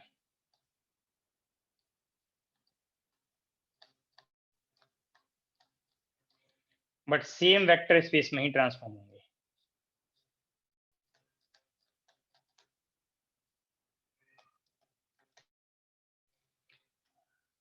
जब वेक्टर स्पेस का कंसेप्ट आ रहा है तो दैट मीन्स हम वेक्टर स्पेस हिल्बर्ट स्पेस की हम बात वेक्टर स्पेस की बात कर रहे हैं। तो अगर ऑपरेटर को हम ए से रिप्रेजेंट कर रहे हैं, अगर ऑपरेटर को हम कैट ऑफ साई पे ऑपरेट करेंगे तो ये सेम वेक्टर किसी अनदर कैट वेक्टर में कन्वर्ट करेगा। हम ब्रा वेक्टर पे ऑपरेट करेंगे तो ये सेम वेक्टर स्पेस के ब्रा वेक्टर में कन्वर्ट कर देगा। ये वेक्टर स्पेस की कंडीशन आपको मैंने हिंट कर दी। अब ये रिकॉल करिए, ये ऑपरेटर का सम पार्ट आपने स्केलर फंक्शन रिप्रेजेंटेशन के लिए भी पढ़ा है। अगर आप किसी ऑपरेटर को फंक्शन ऑफ एक्स पे ऑपरेट कर रहे हैं तो ये जनरली किसी अनदर फंक्शन में कन्वर्ट हो, जिसको हम टू पार्ट में नोट कर सकते थे, ए साई एक्स और कोई ए डैश साई वन एक्स लिख सकते हैं। यहाँ पे आइगन फंक्शन बन जाएगा, यहाँ पे आइगन फंक्शन नहीं होगा अगर फॉर्म चेंज हो रहा है या फॉर्म सेम है। ये पॉइंट है। तो फंक्शन पे तो आपने एक्शन ऑपरेटर का चेक किया हुआ है, ऑपरेटर के एक्शन के कॉरस्पॉन्डिंग ये करेंगे। बट आप ये चेक करिए, अगर आप पोजिशन स्पेस बेस्ड फंक्शन पे कोई ऑपरेटर ऑपरेट कर रहे हैं तो पोजिशन स्पेस का ही कोई अनदर फंक्शन बन जाएगा। तो सिमिलर मीनिंग यहाँ पे है। बट एक पार्ट पे आपको अलर्ट रहना है कि जिधर ये वर्टिकल लाइन मैंने शो किया है ऑपरेटर उसी साइड से ऑपरेट होगा। ये अगर आप अनदर साइड नोट कर दें तो ये एक्शन नहीं है, ऑपरेटर का एक्शन ये अलाउड नहीं है। वर्टिकल साइड से ही आपको ऑपरेट करना है। अगर ये कैट वेक्टर ले रहे हैं और इस साइड आप नोट कर दें तो ये अलाउड नहीं है। ये ऑपरेटर का एक्शन यहाँ पे ऑपरेटर के एक्शन के लिए यही राइट स्टेप है। जो वर्टिकल साइड है उस साइड आपको ऑपरेटर ऑपरेट करना है। तो जनरली आपको ऑपरेटर का एक आपको बेसिक डेफिनेशन आपको यहाँ पे हिंट कर दिया। अगर वेक्टर रेफरेंस ले रहे हैं तो सेम वेक्टर स्पेस के कैट वेक्टर को अनदर कैट में कन्वर्ट करेगा, को अनदर ब्रा वेक्टर में कन्वर्ट करेगा। अगर आप फंक्शन पे ऑपरेट कर रहे हैं तो सेम स्पेस के अनदर ऑपरेटर कन्वर्ट कर देगा। अब डिफरेंट टाइप्स ऑफ ऑपरेटर के लिए आप नेक्स्ट यहाँ पे नोट करेंगे linear operator. Linear operator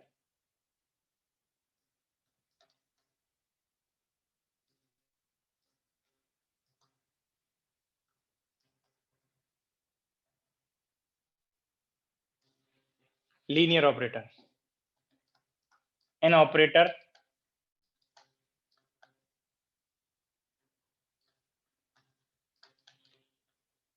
is said to be linear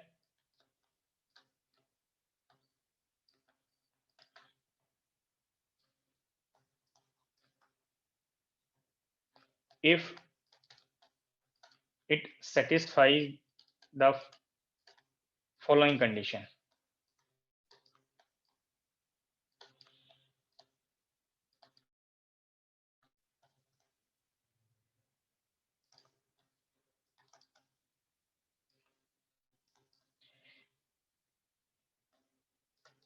अगर आप more than one ket vector linear relation ले रहे हैं, लीनियर सुपरपोजिशन ले रहे हैं, यहाँ पे वर्ड आ रहा है लीनियर, तो उसके एक्शन में लीनियर इंक्लूड करना है।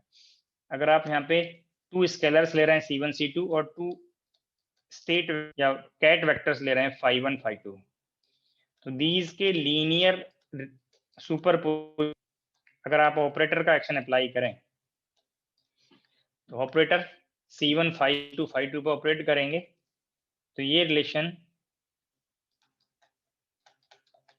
कन्वर्ट हो जाना चाहिए। ऑपरेटर का इंडिविजुअल कैट वेक्टर पे एक्शन का लीनियर सुपरपोजिशन करना चाहिए। सिमिलर अप्रोच ब्रा वेक्टर के लिए अप्लाई, तो यहाँ पे मैं पहले ही यहाँ पे इसको आउटर में एज्यूम, इसमें आपको डाउट नहीं होना चाहिए कि अब इस इक्वेशन का हम ब्रा वेक्टर ले रहे हैं, इसका हम डैगर फाइंड करते हैं। phi1 phi2 2 ब्रा वेक्टर्स कंसीडर किए, अब उनका सुपरपोजिशन नोट करना है। अब दैट पार्ट पे ये C1 C2 मैंने राइट में नोट किए थे, आप नोट कर सकते थे, बट ऑपरेटर्स आपको राइट से ही ऑपरेट करना है, वर्टिकल साइड से ही ऑपरेट करना है। तो लाइक दिस भी नोट कर सकते हैं, जो पहले आपको नोट किया इस फॉर्म में भी आप नोट कर सकते हैं। ऑपरेटर ए मैंने वर्टिकल लाइन साइड नोट कर दी। अब इंडिविजुअल स्टेट पे इंडिविजुअल ब्रा वेक्टर पे ये ऑपरेटर ऑपरेट करें, phi1 a और यहाँ पे ये phi2 a। अब इस का सुपरपोजिशन कर दें, लीनियर सुपरपोजिशन बना दें, अगर ये ऑपरेटर इज लीनियर ऑपरेटर। तो ये जो फॉर्म मैंने डिस्कस किए हैं वो आपको ड्राफ्ट नोटेशन के लिए हैं। अगर कहीं ऐसा हो सकता है कि ऑपरेटर आपको फंक्शन ऑपरेटर का एक्शन फंक्शन पे डिफाइन किया हो तो उसके आप यहाँ पे नोट करते चले जाएं कि फंक्शन पार्ट पे क्या रिजल्ट बनेगा। ये phi1 phi2 आप केस में फंक्शन एज्यूम करेंगे। सपोज पोजिशन स्पेस में मैंने इसको phi1 x और phi2 x फंक्शन ले ली। अब दीज का superposition C1 phi1 C2 phi2। अब इस लीनियर सुपरपोजिशन ऑफ 2 फंक्शंस पे ऑपरेट करें तो रिजल्ट सेम होना चाहिए। अगर आप इंडिविजुअल फंक्शन पे ऑपरेटर को ऑपरेट करें और उनके रिजल्ट का सुपरपोजिशन कर दें।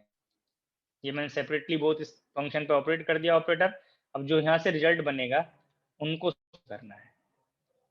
ये जो सिमिलर कंडीशन है ये कोफिशिएंट्स इंक्लूड करते हुए कन्वर्ट हो जाना चाहिए, तब ऑपरेटर लीनियर ऑपरेटर होगा। Otherwise operator is not linear. अगर ये कंडीशंस फुलफिल होती हैं, अगर फंक्शन पे एक्शन दिया है तो ये रिजल्ट यूज करके चलेंगे, अगर कैट वेक्टर पे रिजल्ट यूज करके चलेंगे, ब्रा वेक्टर पे एक्शन दिया है तो ये फॉर्म यूज करके चलेंगे। जो भी क्वेश्चन के अकॉर्डिंग आपको एक्शन से आप ये कंडीशंस चेक करें, अगर कंडीशंस फुलफिल होती हैं तो ऑपरेटर होगा। एग्जाम्पल्स यहाँ पे आइडेंटिटी ऑपरेटर और यूनिट ऑपरेटर वर्ड भी कहीं पे आप ये लीनियर ऑपरेटर की कंडीशन को फुलफिल करेगा। और एक ड्रैग नोटेशन में एक फॉर्म यहाँ पे एज्यूम कर रहे हैं phi psi, या दोनों साइड आप सेम नोटेशन को पहले एक बार ट्राई कर सकते इजी के लिए। मैंने ये फॉर्म बता दिया कि ऑपरेटर है, पे चेक कर सकते हैं कि लीनियर ऑपरेटर होगा या नहीं होगा। तो इस ऑपरेटर को सेकंड ऑपरेटर आपको ब्रा वेक्टर नोटेशन में डिफाइन किया हुआ है, तो मैंने ये कंडीशन यहाँ पे यूज कर लिया। मैं इस कंडीशन का लेफ्ट हैंड साइड पहले स्टार्ट कर रहा हूँ। तो ऑपरेटर ए C1 phi1 plus C2 phi2। अब ऑपरेटर ए के प्लेस पे जिस ऑपरेटर को प्लेस कर दीजिए,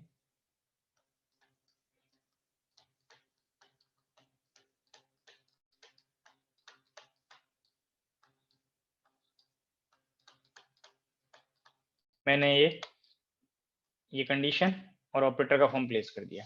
अब डार्क नोटेशन के जो कुछ है मैंने कि अगर वहां पे कोई स्केलर है C1 C2 यहाँ स्केलर्स हैं, स्केलर्स को आप किस साइड भी नोट कर सकते हैं, कैट वेक्टर और ब्रा वेक्टर के किसी भी साइड नोट कर सकते हैं। तो ये C1 को मैंने पहले यहाँ पे नोट कर सकते हैं या यहाँ पे भी नोट कर सकते हैं, तो मैंने लेफ्ट मोस्ट साइड नोट कर दिया है। बाकी पार्ट 5 1 ऐसे C2 को नोट कर दिया, C2 cat vector of 5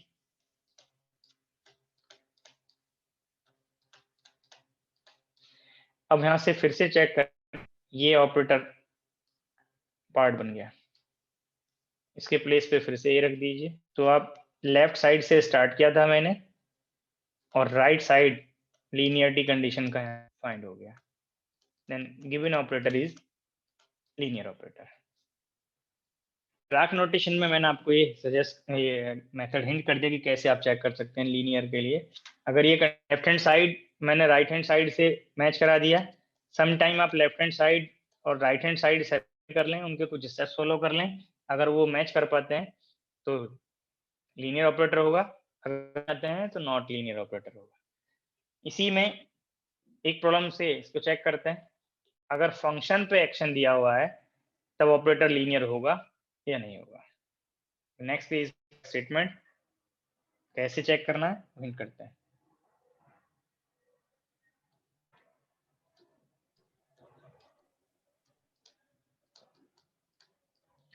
Enter the operator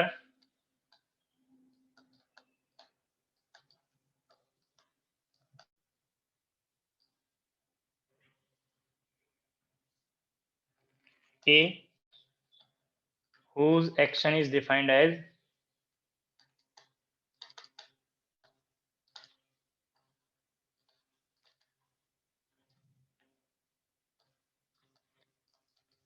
A psi x is equal to x psi x. This is the function in position space. X position is linear or not.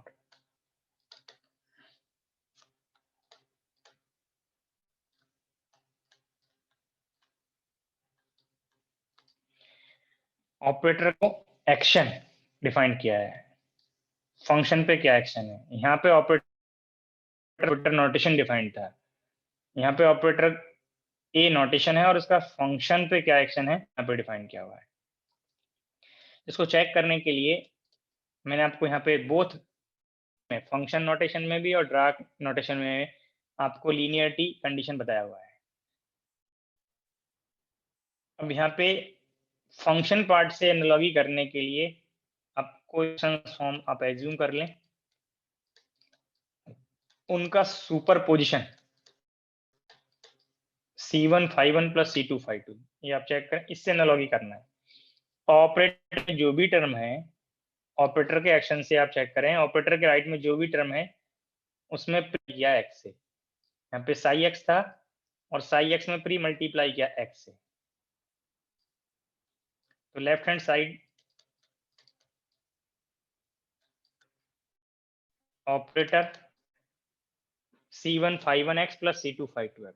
अब operator का action यहाँ defined था, उससे analogy करके आपको ये confirm हो गया कि ये x मल्टीप्लाई करना है इस पार्ट में। This is equivalent to psi x, this term represent psi x और x से मल्टीप्लाई करना है।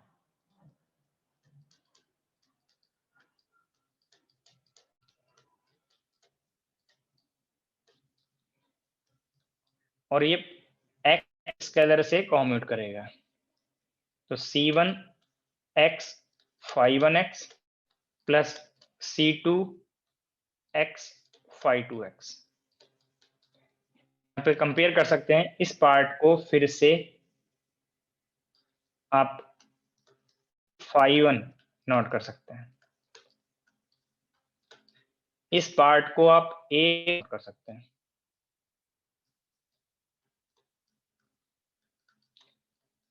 अब लेफ्ट हैंड साइड से स्टार्ट किया था, राइट हैंड साइड से मैच कर गया, वो आप चेक कर सकते हैं। इस कंडीशन पे चले जाइए, ऑपरेटर को ऑपरेटर के एक्सक्लूड करते हुए ये कंफर्म हो गया कि लेफ्ट हैंड साइड से राइट हैंड साइड फाइंड हो रहा है, या लेफ्ट हैंड साइड और right hand side, then given operator is linear.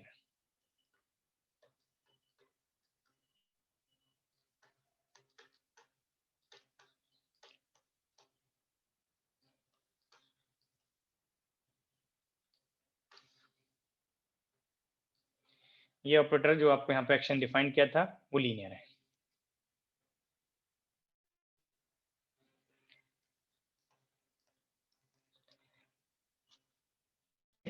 Check करेंगे, स्टेटमेंट सिमिलर है। Check whether the operator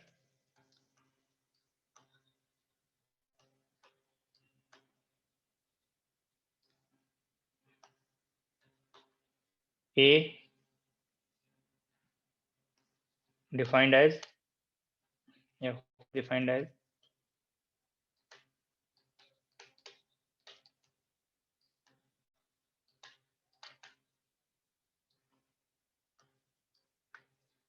operator psi x is equal to psi star complex यहाँ पे multiply कर रहा है, इज लीनियर और नॉट।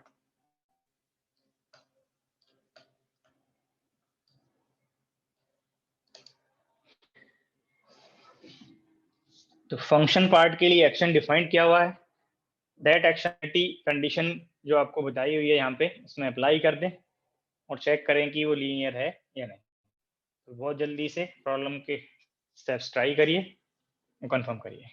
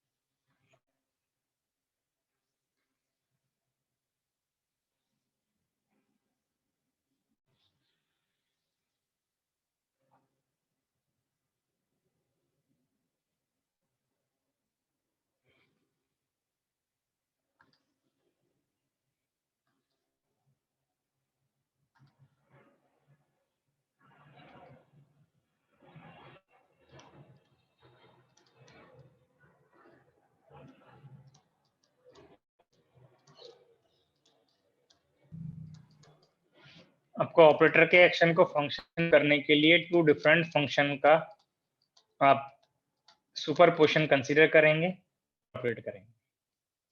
अब ये जो आपको यहाँ पे ब्रैकेट में नोट किया है, this is equivalent to psi x. अब यहाँ पे इसका कॉम्प्लेक्स कंजुगेट से प्री मल्टीप्लिकेशन करना है। फंक्शन का complex conjugate C1 generally complex हो सकता है, कॉम्प्लेक्स फंक्शन हो सकता है। तो कॉम्प्लेक्स कंजुगेट पहले मैंने आपको यहाँ पे नोट कर दिया है। कॉम्प्लेक्स कंजुगेट का इस पर्टिकुलर फंक्शन में प्री मल्टीप्लाई करेंगे। तो ऑपरेटर का एक्शन जो डिफाइन किया है उसको लीनियरिटी कंडीशन में इंक्लूड करना है। अब यहाँ पे C1 star C1 first term, first bracket का, सेकंड ब्रैकेट का फर्स्ट टर्म से प्रोडक्ट किया, तो ये C1 mod square phi 1 function of x mod. ऐसे ही सेकंड फर्स्ट ब्रैकेट का second term, second term product किया, C2 mod square phi function of x mod square. अब फर्स्ट ब्रैकेट का फर्स्ट टर्म और सेकंड सेकेंड टर्म प्रोडक्ट किया तो phi1 star x phi2x। अब से फर्स्ट सेकेंड टर्म और सेकेंड ब्रैकेट का फर्स्ट टर्म,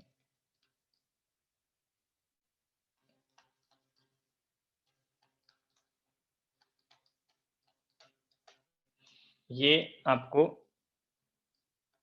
4 टर्म्स बनेंगे लेफ्ट हैंड साइड में। जब लेफ्ट हैंड साइड के जो रिगार्डिंग कंडीशन है उसको सिंप्लीफाई करेंगे ऑपरेटर के एक्शन को इंक्लूड करते, तो ये पार्ट बनेंगे।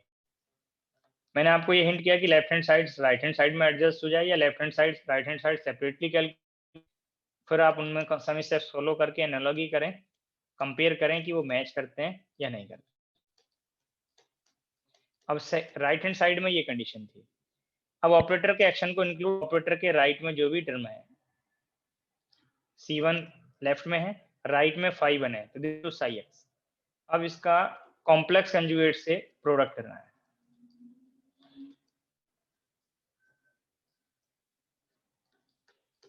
अब ऐसे ही इस टर्म के लिए phi2 star phi2।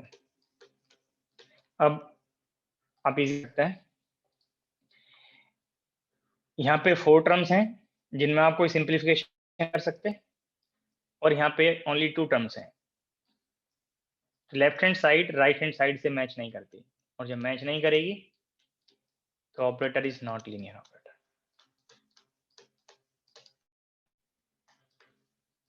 The operator A, जो डेफिनेशन आपको प्रॉब्लम में डिफाइन किया हुआ है, वो लीनियर ऑपरेटर नहीं है। तो कैसे चेक करेंगे वो आपको यहाँ पे दीज प्रॉब्लम से हिंट हो गया। आप कोई भी प्रॉब्लम को डिफाइन किया हो, चाहे जिस नोटेशन में हो, आप फॉलो कर सकते हैं।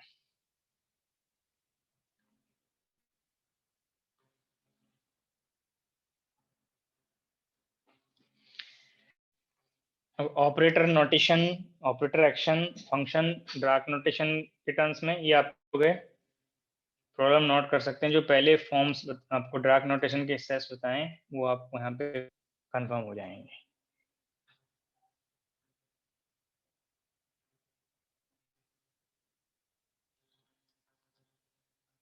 Let cat of phi and phi2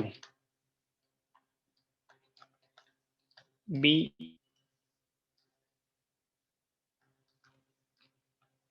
orthonormal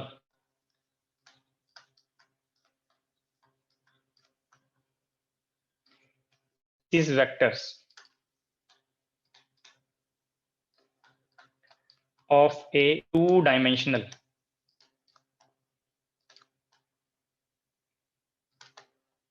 vector space or Hilbert space।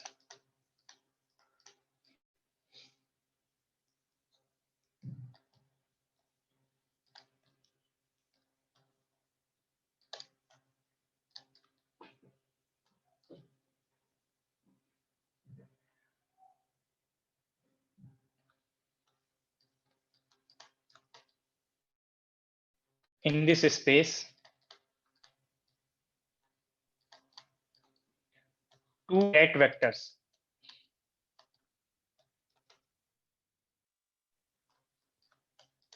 cat of psi1 and cat of psi2 are defined as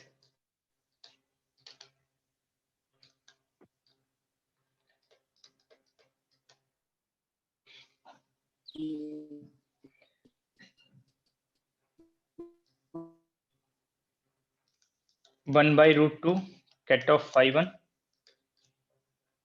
plus I by root 2 cat of phi2 and psi2 is phi1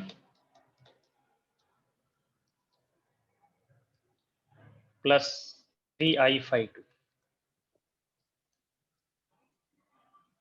आपको ये vector separately define किए हैं। phi1 phi2 basis vectors हैं vector space के। First part,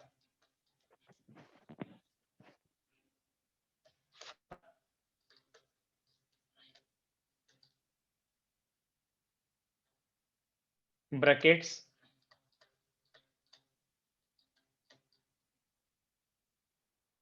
cat of psi1 bra vector of psi1 multiplied by cat vector of psi1.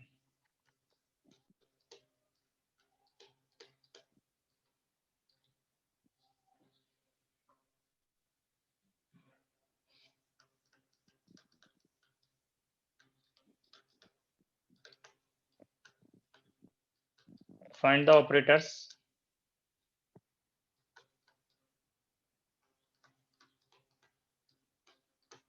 ये notations आपको बताए हुए हैं.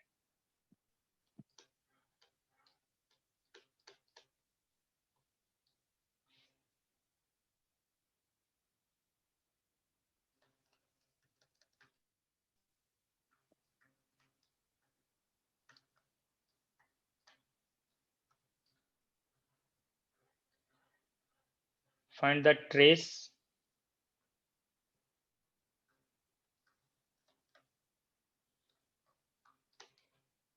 of operator.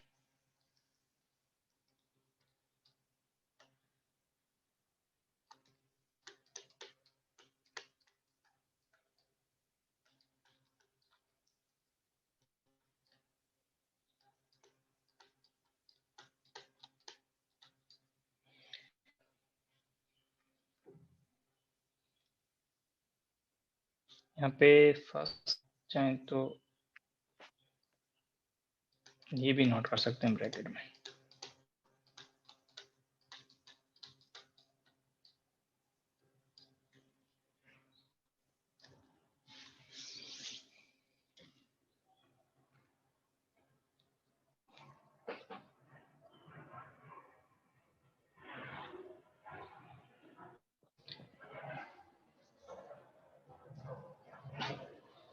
आपको यहाँ पे जब तक आज लेक्चर डिस्कस हुआ है, लेक्चर में जो भी पार्ट ड्राक नोटिस स्टेप्स बताए हैं, आपको ये पॉइंट्स बताए हैं, क्या नोटेशंस हैं, क्या मीनिंग होगा इनका, इस पर्टिकुलर प्रॉब्लम में वो सब आपको रिवाइज जाएगा.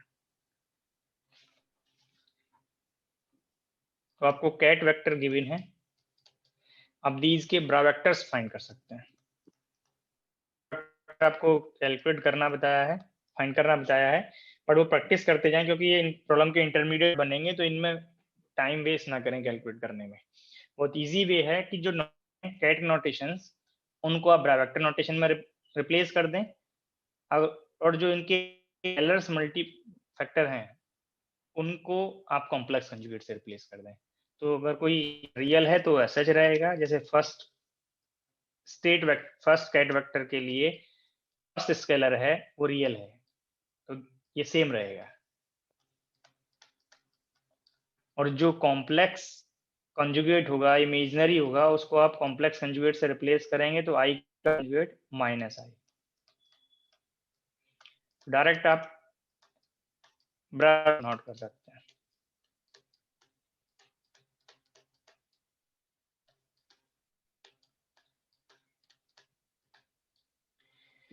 ये आपको psi1 psi2 कैट वेक्टर है, उनके ब्रा वेक्टर्स फॉर्म मैंने नोट कर दिए. अब दीज प्रॉब्लम्स के पार्ट्स के लिए आपको जो जिस साइड नोटेशन है उसी साइड वो नोटेशंस का फॉर्म प्लेस कर देंगे.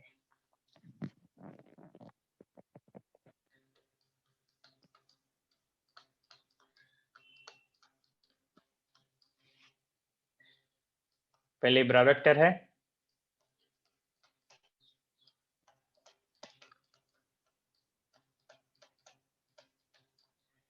ऑफ psi1 की वैल्यू प्लेस कर दी, फिर कैट वेक्टर है.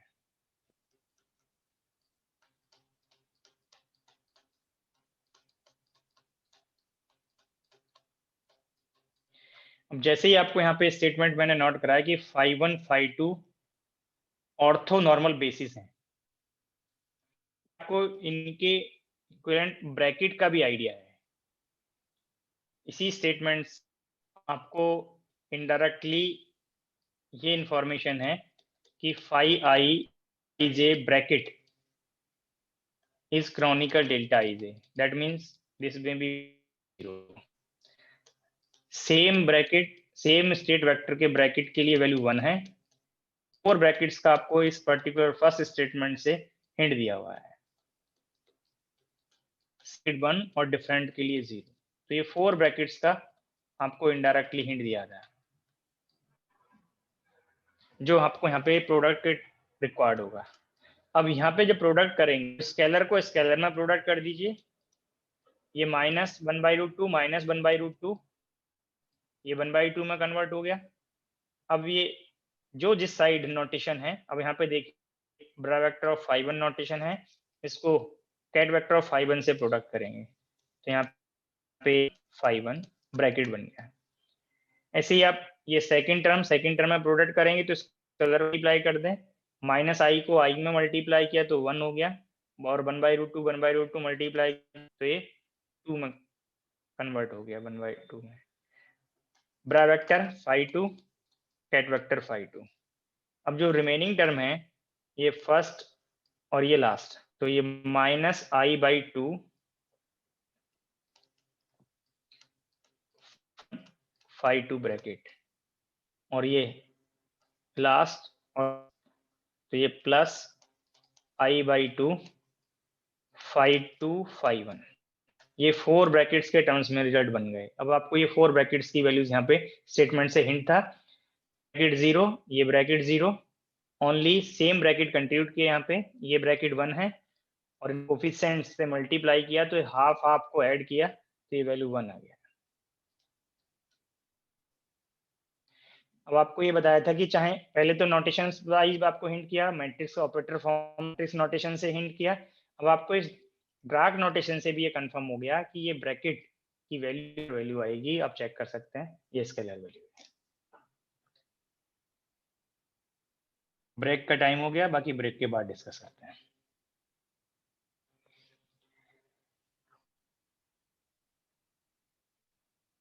सर एक बार 2 स्लाइड्स बैक करना है।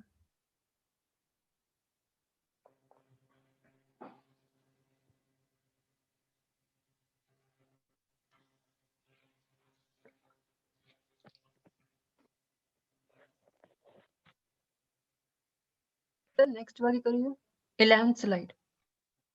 सर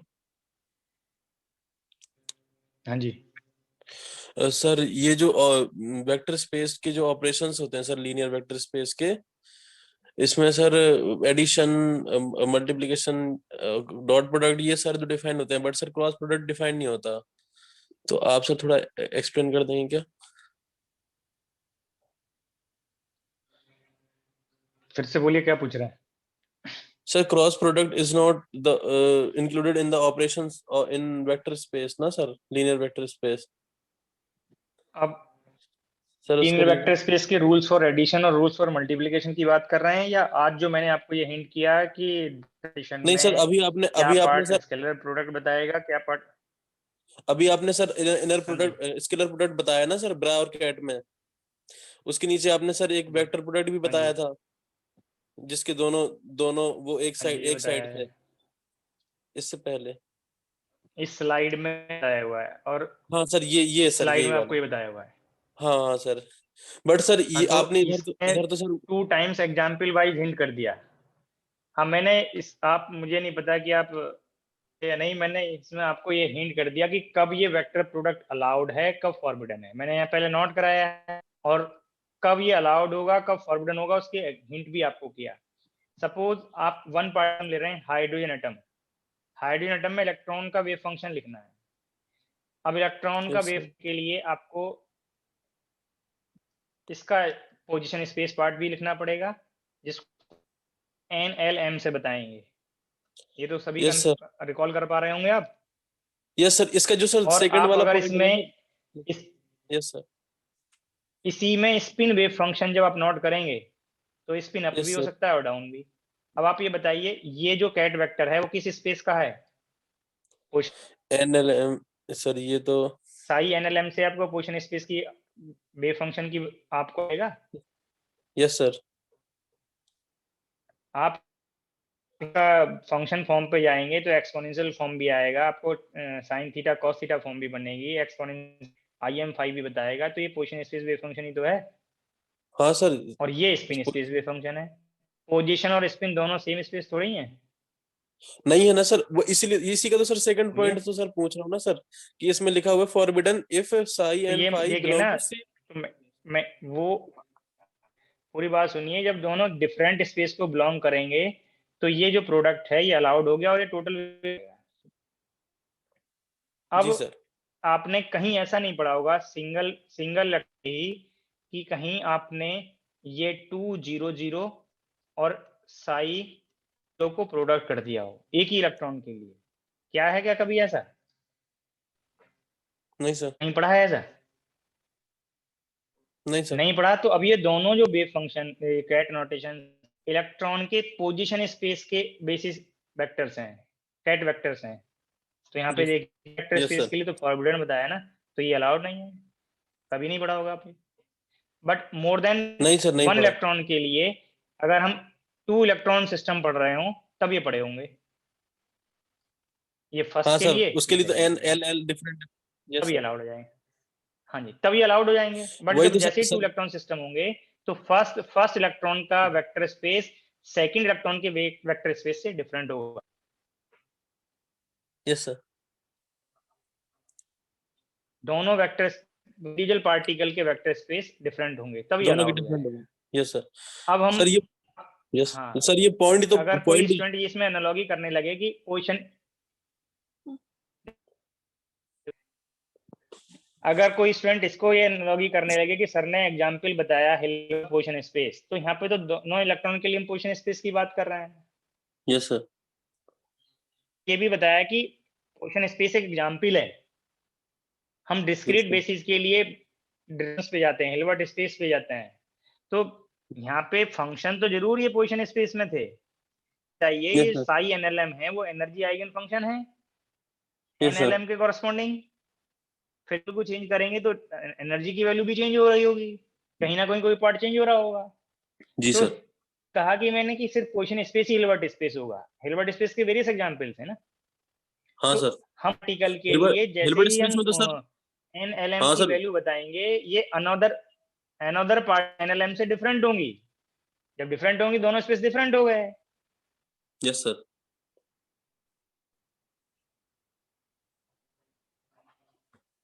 तो यही पॉइंट आपको फॉरबिडन अलाउड।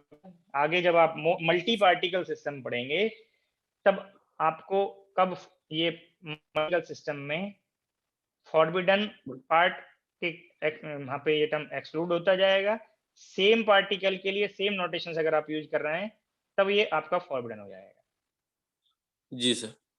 ठीक सर है, वही तो सर ये सर ये जो डाउट था ये सर इसीलिए अराइज हुआ था, क्योंकि सर ये जो फॉरबिडन वाला पॉइंट है ये मतलब पढ़ा तो था मैंने, मतलब सर पहले ही पढ़ा था, बट सर सिंस ये जो हमारे वेक्टर स्पेस होते हैं सर इसमें हम पढ़ते हैं कि ये एन डायमेंशनल तक जाते हैं, तो मैंने सोचा था कि सर अगर हम क्रॉस प्रोडक्ट लेते हैं तो इसमें एक डायमेंशन हमें ऐसा एक्स्ट्रा चाहिए जरूरी जाती नहीं है। है। मैंने जो हिल्बर्ट स्पेस की डायमेंशन बताई,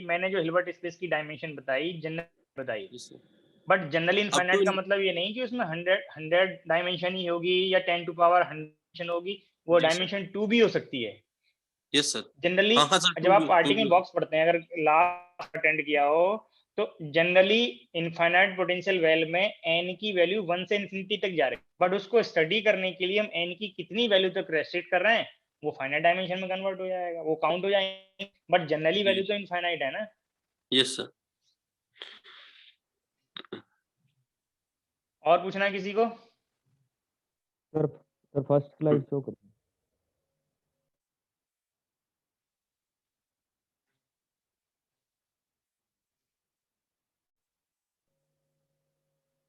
किसी स्टूडेंट ने बहुत पहले मैसेज किया था जी कि सर और डायमेंशन में क्या डिफरेंस है, कोई वाजिद अहमद रहे थे। मैंने दोनों का डेफिनेशन बताया है। यहाँ पे जब हम ये vectors maximum linearly independent vectors का नंबर काउंट करेंगे तो नंबर 1 से n तक जा रहा है, तो मैक्सिमम नंबर कितना हुआ n, वो डायमेंशन बताएगा। जब इन बेसिस वेक्टर्स को हम सेट से रिप्रेजेंट कर दे तो ये बेसिस बनेगा। तो दोनों में डिफरेंस है कि नहीं?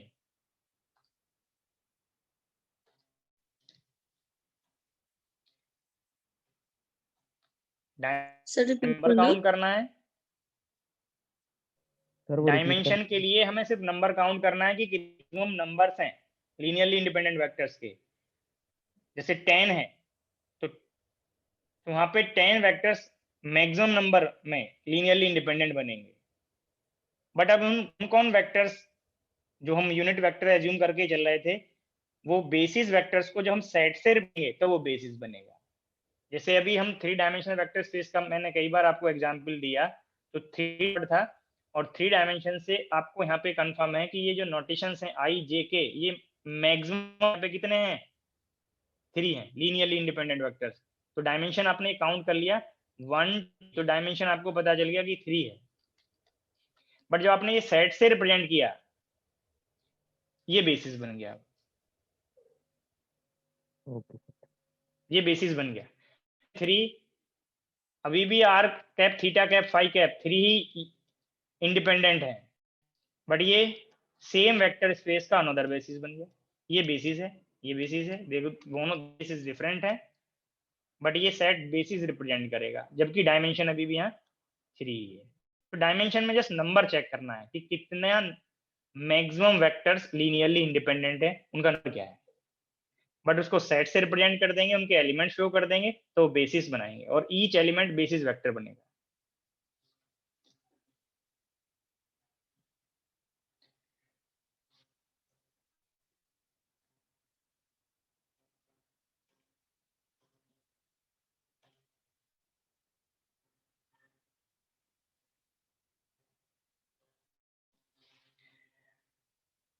बाकी ब्रेक के बाद डिस्कस करते हैं।